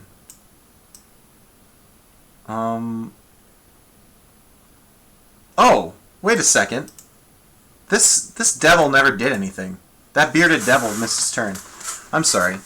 We're going to let that... because I did the fear thing and backed them up, but then I didn't give the one bearded devil an actual turn. So he should have had a turn to attack the will-o-wisp. So I'm going to let him just do that right now. He has a regular attack and a glaive. And neither one hit, so it didn't matter anyways. Awesome. Okay, so the scarecrows are going to kind of pile around this dretch, and they're all going to claw at him. Actually, 2 of them are going to claw at him, and one of them is going to do the gaze at this other dretch. That's what it's going to do. So 2 claws, slash, they both hit. 13 points of damage. I think that's a dead dretch. We won't actually remove him from combat, though, because he can be eaten. The other one's going to do its glare at the other dretch. Let's see what that dretch can do with its wisdom save. Oh, it makes it. Not bad. Okay, so we're at the bearded devils. This one's going to waste his turn and move away again. Try to make a save. Try to make a save, bearded devil. Try to get back to it. No. with disadvantage. He does not make his save. He just keeps running off the screen, being worthless, not doing anything helpful. The other one gets to attack. Let's do it. Let's hit that Will-O-Wisp. One attack. No. Second attack. No. Oh, this ain't so good. Will-O-Wisp. Oh, do the Dretches have resistance? Oh, they have resistance to lightning, actually. And you know what? I think I let a Will-O-Wisp do full damage to one of them, and I should have. Now that I think about it, this guy should have had like 2 hit points left. I'm gonna bring him back because I did cheat that. He took full damage when he shouldn't have. So I'm gonna bring it, and then he was hit with Exacxies afterwards, and then this guy. What's going on? Can I? This guy can have another 2 hit points back as well, because I'm pretty sure he was hit by the Will-O-Wisp. I forgot about that. It's a weird interaction. It's very strange that they have immunity. They have resistance to lightning, fire, and cold, but not regular attacks. Which I'm used to it being the other way around. It's like, oh, they do lightning. They get around everybody. So that Will-O-Wisp is going to try to finish off the guy that's right there. He's going to try to finish him off. He's also not paralyzed anymore. He is afraid for 1 minute, but he's not paralyzed, so I will not have advantage. Will-O-Wisp! Attack! Connects. Alright, that time he's dead. Let's get rid of him. I keep clicking the wrong thing. It's kind of annoying. Alright. Good enough. I'm happy with that. So we got 2 Dretches. The one Dretch is immune. It's gonna claw at... Man, clawing at the Will-O-Wisp is so bad. It's gonna move down and claw at one of these constructs. I think they have resistance as well, though. Yeah, they really do. So it doesn't matter who he hits. Oh, well. He's gonna try. Just because the armor class is lower, he might actually connect. Needs an 11. Connects with the first one. Does 2 points of damage. Not a whole lot. Dretches are pretty terrible. Sea Hag. Sea Hag is going to move into the poison, I think. Into the fetid cloud. Any creature that starts its turn in the area must succeed on a saving throw and be poisoned. Has to keep its turn there, though. So I actually think it can get past, which is... It's not doing that on purpose. It's just trying to move the whole distance so that it can glare this guy down. That guy has... I believe it's a Wisdom 11. Fails. Flat out dead. Sea Hag finally getting its work in. Flattens that bearded devil in a single shot with its gaze. It's kind of brutal, honestly. This combination is... When it can affect the enemies, it's very hit or miss on how strong it is. Alright, so we got 2 scarecrows clawing at this Dretch. First attack, second attack. Second attack hits. 6 points of damage, halved. No, sorry, it's not halved. It's lightning that would be halved. It needs to make a dex save, or it's feared. Or not dex, wisdom. It's afraid. It's afraid of that Sea Hag. Okay. Or not Sea Hag. It's afraid of the Scarecrow. This Scarecrow's going to attack. A 21 connects. Slash. 4 points of damage to the Bearded Devil. Is the Bearded Devil afraid? No. But it does take 4 points of damage. Putting it at 48. Alright. You know what? I forgot to do it, but when that insta-kill happened... blood, blood! I'm gonna fix the green eventually. Don't worry, guys. I'll eventually figure it out. And then it'll only be blood. The appropriate colored blood. Bearded Devil. Gonna take 2 swings at... I guess the Scarecrow. Honestly, I don't know what it's supposed to do. You know what? It's kind of dumb. Last-ditch effort has to kill the Sea Hag. Because it's eventually going to get 3 times... It's going to get ganged on by the Scarecrows. Eventually it'll get afraid, and then it could potentially die. So it has to... It's going to, Actually, bearded devils are dumb. Intelligence of 9. Alright, DC 12. Let's see. He's smart today. He's got to go for it.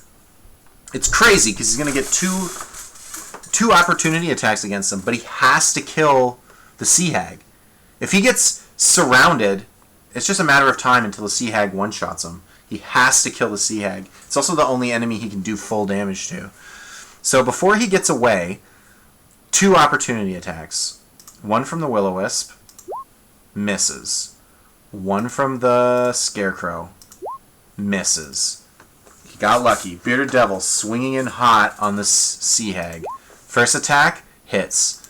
Glaive, misses. That's okay. The beard does 8 points of damage and potentially poisons the Sea Hag. Sea Hag, can you survive? Con 12, that's what it needed. Otherwise it's poisoned for a minute. And it can't regain hit points, which is not really that useful. Will-O-Wisp, what are you going to do, my friend? He's going to attack the fetid dude right by him. Attack. Misses. He's going to try to eat the guy that's right next to him. It's a con 10. Let's see what he does. Constitution. Makes it. Doesn't eat that guy. Alright. We've got a Dretch. The Dretch is... Technically the Dretch is afraid, and I wasn't doing it properly last time. So it's going to try to run away. It's going to invoke 2 opportunity attacks, because I've already given those guys... I guess the Will-O-Wisp did have its turn. So 3 opportunity attacks. 2 claws and a Will-O-Wisp attack. We'll do the Will-O-Wisp first. Connects. Half damage. Only takes 5. Goes to 5. And 2 Scarecrow claws. First claw. Second claw. 11. 11 hits. Slashes for 3 points. It's alive at 2. But it's just going to run away. It gets a chance to save itself. Fails. It's just going to run, though. That's because it failed the... Oh, no. Why was it afraid, then? Oh, it was afraid from a claw. It was running from the Scarecrow. So now that it's the Scarecrow's turn, it won't be afraid anymore. Okay. Hag's turn. Hag is going to strangely go here and try to... Because technically it's still afraid until the Scarecrow's turn. So it's going to try to one-shot the Dretch. The Dretch fails. Not really worth it, but it just loves doing the gaze. Instantly dead. Dretch down. Alright, Scarecrows. This is the scary part, because now they're just going to pile in on this devil, and it's going to get really stupid. And if he's afraid, it's going to get even worse. So, we got 3 attacks. 1, 2, 3. I think the 16 hits. Oh, the 13 hits as well. Ouch. So those are half. Only 6 points of damage total. But 2 chances of being feared. Chance 1. Fails. Alright, he's afraid of the Scarecrows. His turn comes around. He's just going to run for it. Let me read the Scarecrows. How does... Yeah. They're just afraid until their next turn. So he's going to run, invoking opportunity attacks from everyone. So we'll do 3 attacks. 1, 2, 3. 15 connects for 2 points of damage. Sea Hag attacks. Misses. All that really doesn't matter a whole lot. Will-O-Wisp is going to get into combat. Will-O-Wisp, what are you going to do? 11. Misses. All that doesn't really matter because the Sea Hag is going to walk up to this bad boy and stare him down because he's afraid. And he fails. That's it. It was a very simple fight. It was very simple. We watched the combo do what it's supposed to do. Almost to a debilitating degree. Not immune to fear, and fear kicking his butt. So, moving on to the finals. Rando Necromancer. Unlucky Soul. You did such a good job, my friend. I really enjoyed watching these devils. You got a little unlucky with not summoning any devils this time. But even if you had, This combo is actually really good against high CR monsters that don't have any way around it. You know what? Whoa! Whoa, whoa, whoa, whoa, whoa! I just screwed this up hard. I'm going to show you guys. I'm going to show you guys what I did. Bearded Devil. Bearded Devil. Steadfast. As long as it's within 30 feet of an ally, cannot be frightened. Whoa. Has advantage against magical effects. Now, I don't think the Scarecrow is doing magic.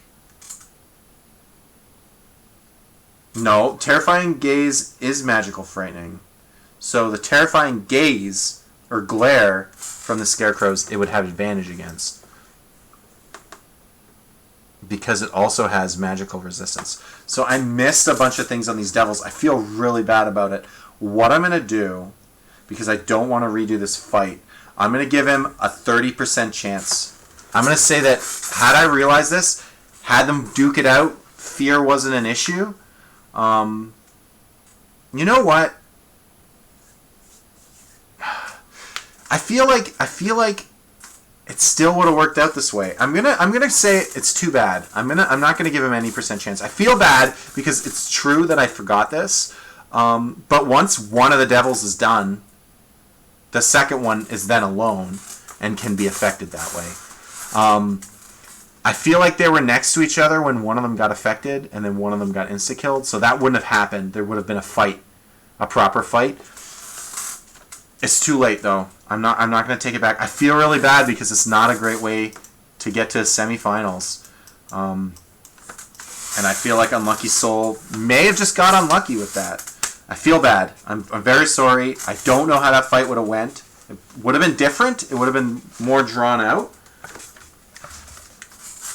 But I have a feeling it would have been the same result. It just would have took me longer to get there. Because I don't think that Bearded Devil, with its weird poison attacks, would have been able to handle what was coming at him. I feel like they would have eventually killed one Bearded Devil, and the second one would have been comboed out.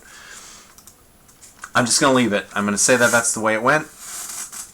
DM's mistake. It happens. So we're going to go to the final fight. Well, not necessarily the final fight of the night, but I forget who... We've seen Rando Necromancer face Hail Lucifer before, but I don't think we've seen him fight Telek. Goblins and Wisps. No, he hasn't. So, if Telek wins this, there'll have to be a finals. If Hail Lucifer wins, though, we already know the Hail Lucifer versus Necromancer fight. We've already seen it. And the Blink Dogs and the Shadows win. So there's potential for Rando to get mathematically eliminated if Hail Lucifer wins. So if Hail Lucifer wins this, he wins it all. If Telek wins this, we're going to have to do a final, and I don't know when I'm going to do it because I'm running out of time. But we're going to see what I can do. We're going to try to do it best I can and not ruin it like I just did with the other thing. So, this one is 3 Will-O-Wisps and 3 Goblins. I'm going to give them bows this time, I think. I'm going to have bow shooty Goblins. Because they're Blink Dogs and it's fun that way, how the Blink Dogs can get in there.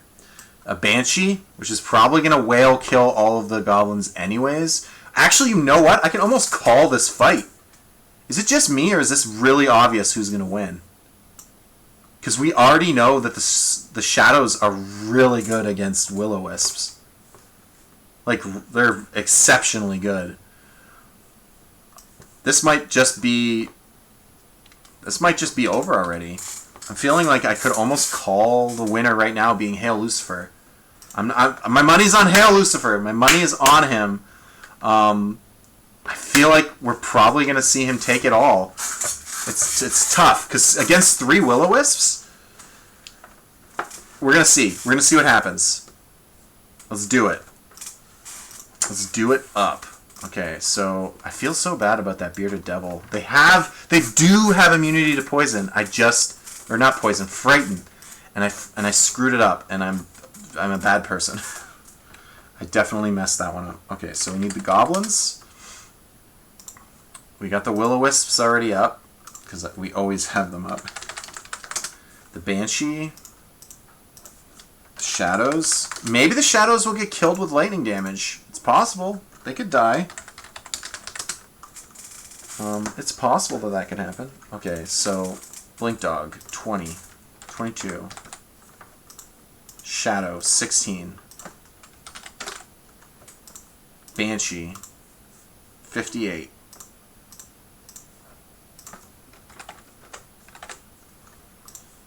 Goblins, 9. You're the blue team. Will-o-wisp, 22. Because everyone has 22 hit points. Okay. 3 will-o-wisps.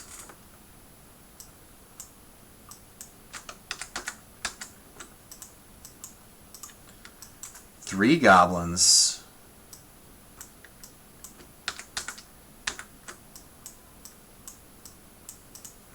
I'm worried that, like, my messing rules up is, like, pissing people off, and they're like, you know what? If there's another Monster Bash, I'm not gonna go, because that DM makes mistakes like a human being. I mean, I could see people still being pretty salty about it. Okay, we're going to do something a little different this time. We're actually going to do a Blink Dog meat shield. It's like a smoke screen. We're going to reverse. We're going to put the Banshee in the back. Shadows up front. Blink Dogs are going to be like... They're going to be like the shadows are like walking the Blink Dogs forward. I'm going to move them down one so it's symmetrical. I like this formation. It's kind of funky looking. So we've done paired and we've done separated will-o-wisps from... I'm actually gonna do a rear assault. We haven't seen this before. Let's try this out. A pincer maneuver. We're gonna try this. So these guys are bow goblins. Keeping in mind though, this does kind of give an edge to the Banshee's wail. It can walk up to the goblin's wail and just fry them all. It's quite powerful because they're split up, but I mean, I guess it could do that even if they were all bunched together anyways. I'm just doing this because it's kind of a cool, nifty thing that looks different than what we've been doing this whole time, so... Intangible.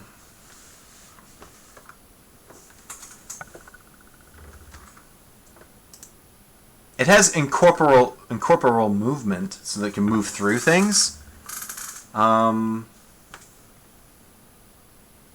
But it can't, like, just be invisible or whatever. Shadow stealth. In dim or dark light, the shadow can take the hide action as a bonus action. Well, we're not doing that. And there's no sunlight. I'm not giving them sunlight. No sunlight. There's sunlight. I'm gonna say there's sunlight over the goblins.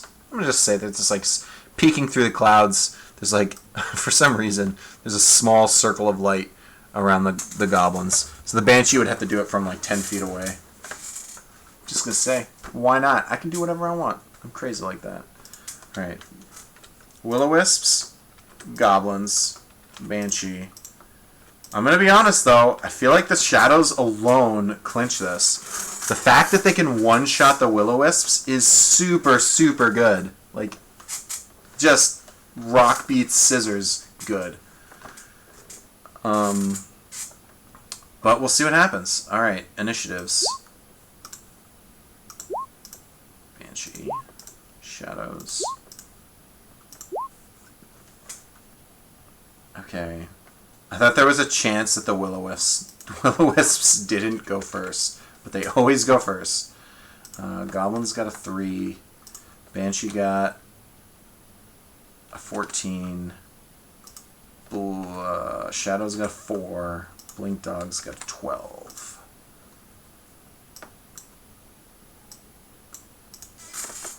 Okay. Let this last semifinals game, potentially the finals game, begin. Boom, boom, boom. I hit a gong or something. I gotta get some like cool sound effects in here, like a trumpet or something. I had like a kazoo, I think. That would have been cool. I'm sorry. You know what? I got a guitar. We'll do that. We'll do a little, little this. Let the battle begin!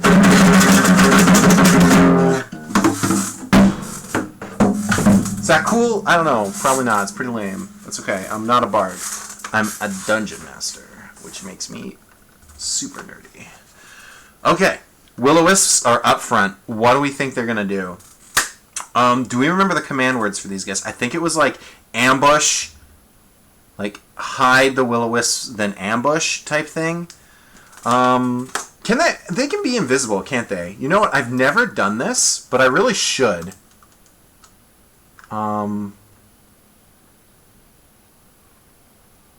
Yeah, I don't know why I've never done this. Enemies that start invisible or have the invisibility thing should start invisible and get advantage on their first hit. I don't know why I haven't been doing it up till now. I really should be.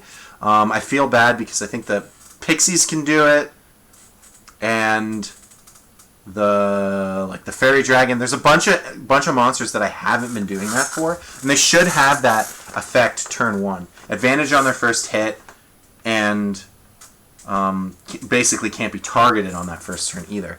And that's what I should be doing, and I haven't been doing it. I'm going to do it this time because I feel like they need a little bit of an edge to have any chance at this fight.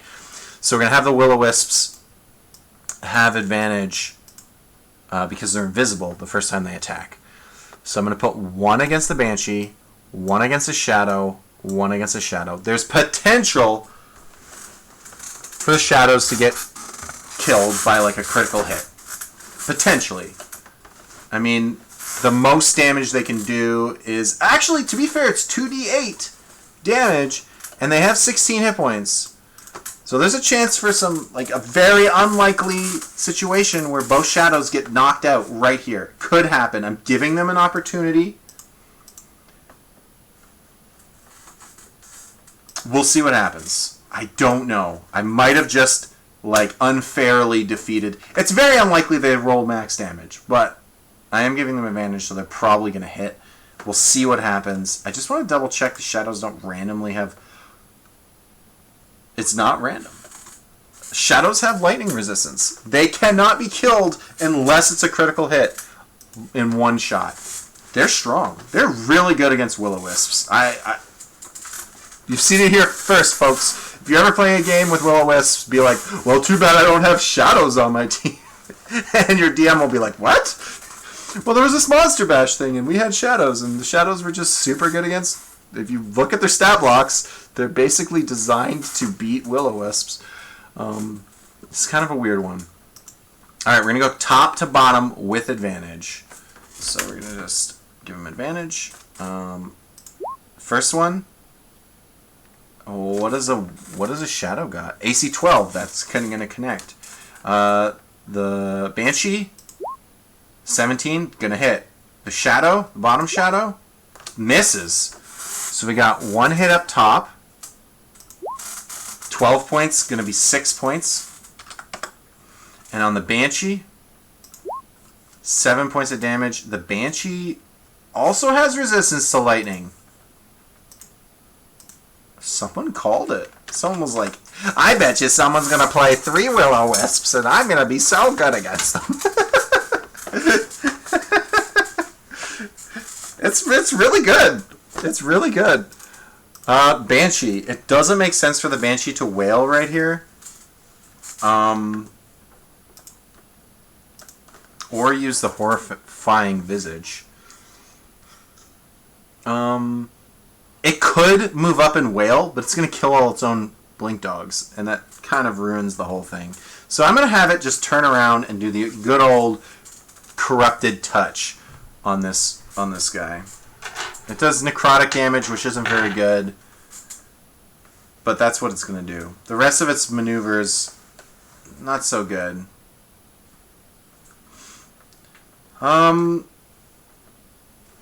Okay, it's going to try to attack the Will-O-Wisp. Missing. Big time. That was the most boring Banshee turn you've ever seen. Alright, Blink Dogs. They're going to go for these goblins. That's just what they're going to do. We're going to swarm those goblins, kill them off. We already know the shadows are going to do their thing. Let's just go. The only thing we got to... The shadows still have to hit on a 19. That's the only thing. So there's still a chance that the will-o-wisps just get lucky and survive a few turns and slowly whittle down the shadows. So that's not entirely out of it yet. But it's not looking good. So I'm going to put 2 dogs here and 2 dogs here. So I'm going to do 2 on this bottom goblin, 2 on the top goblin. 2 and 2. So we'll have first attack, second attack on the top goblin. Top goblin gets hit once for 7. Goes to 2. Next set of goblin hits twice. Yeah, that goblin's dead. He's a dead little goblin. Splat. Shadows. This is where it matters. This is where it all comes down. Can these shadows connect? Because if they connect, it's dead. The damage doesn't even matter because you do at least 1 strength and instantly kill them. They just have to connect. That's all there is to it. So the first shadow at the top, attacking, needs a 19. Miss.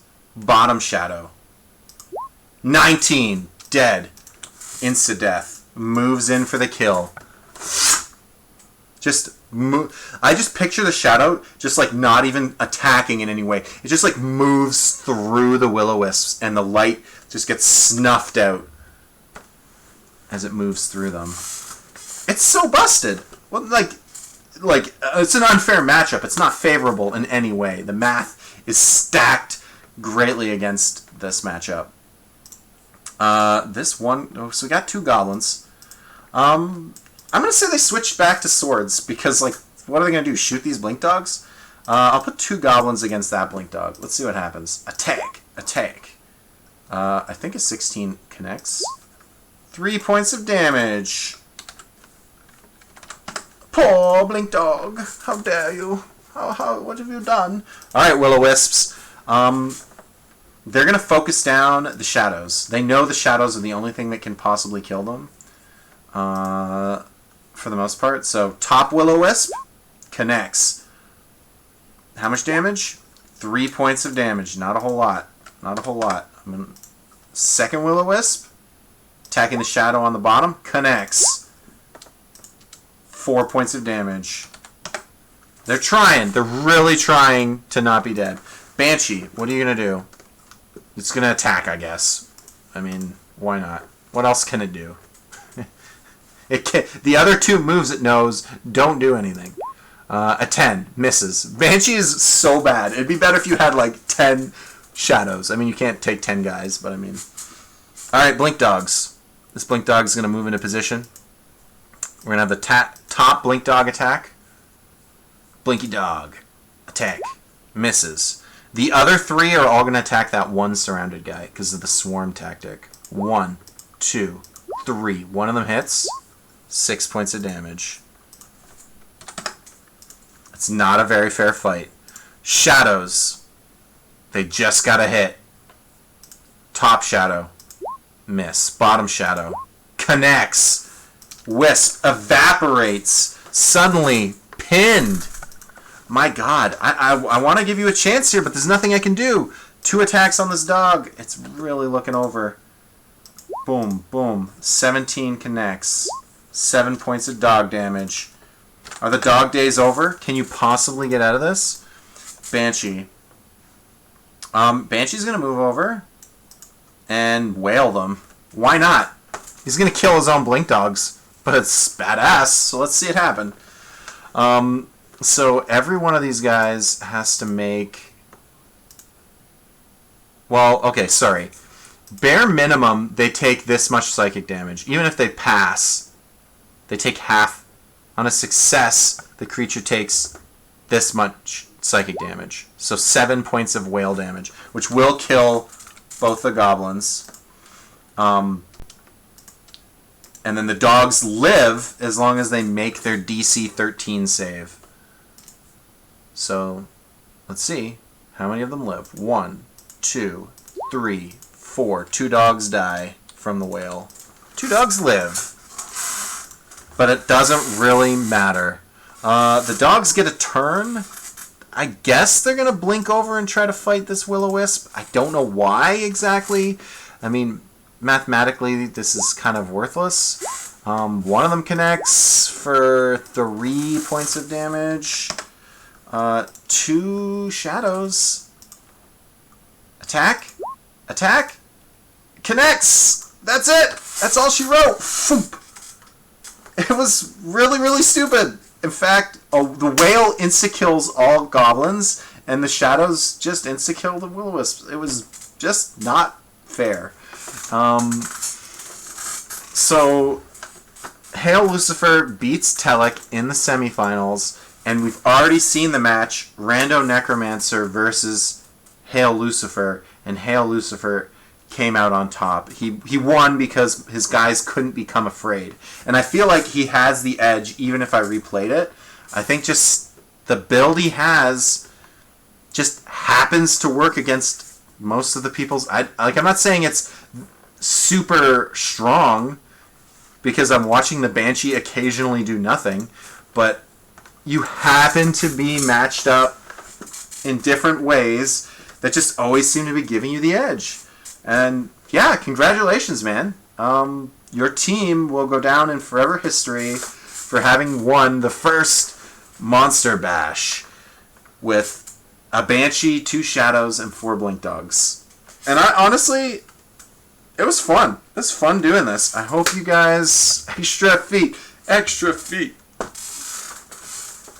The luck of the devil. Luck of Lucifer. So yeah, I hope you guys enjoyed watching.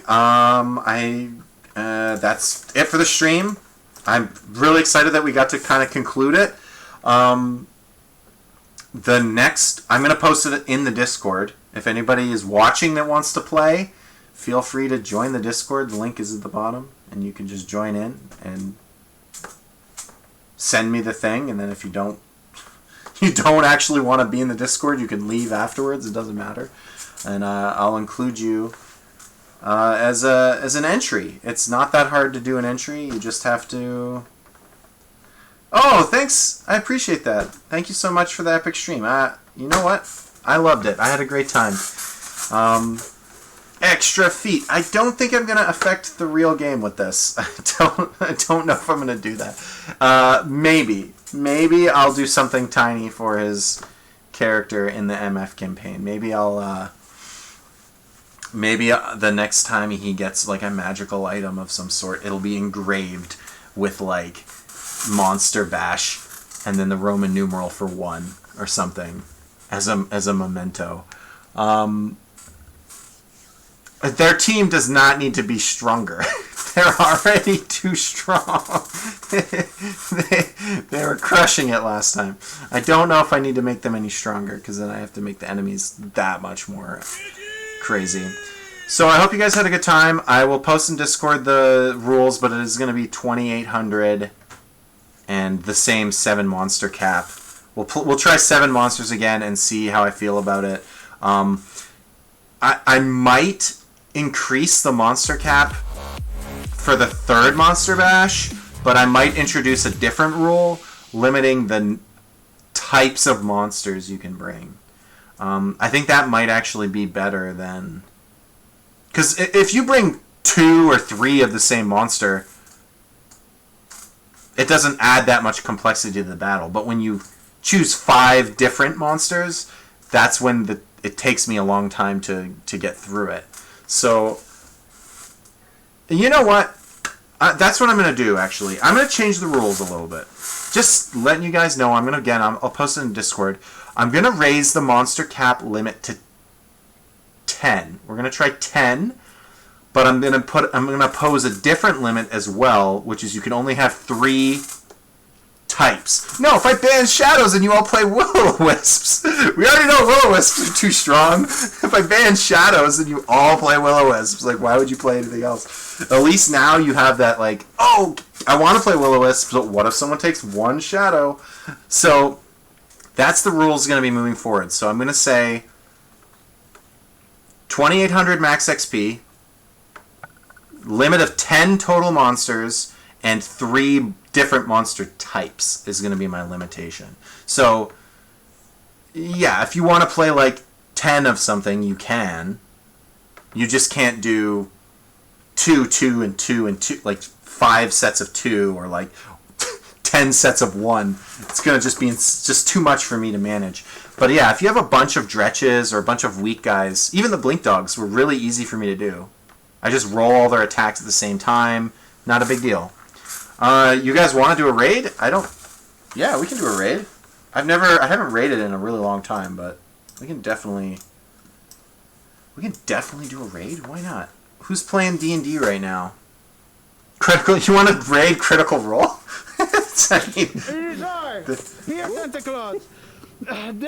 They're not even gonna notice if we raid them with like 9 people.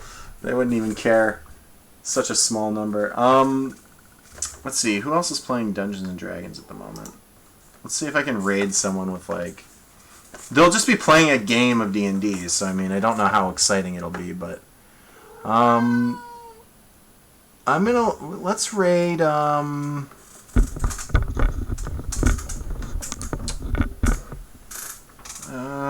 Let's see. Looking through someone who's gonna enjoy getting raided. If anyone wanted to join the Discord, yeah. Oh yeah. I think you can actually just do !! Discord. Yeah, Nightbot doing its thing.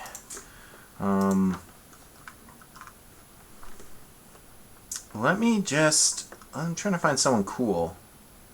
Something cool. I don't want to do someone who is so much better than me, and you guys are going to be like, I'm jealous! Why are these guys so awesome? And we got dumb tuber over here. Episode 30? That doesn't seem very good. Let's do these guys. Tales from the Yawning Portal. No, it's episode 25. I want to start you near the beginning.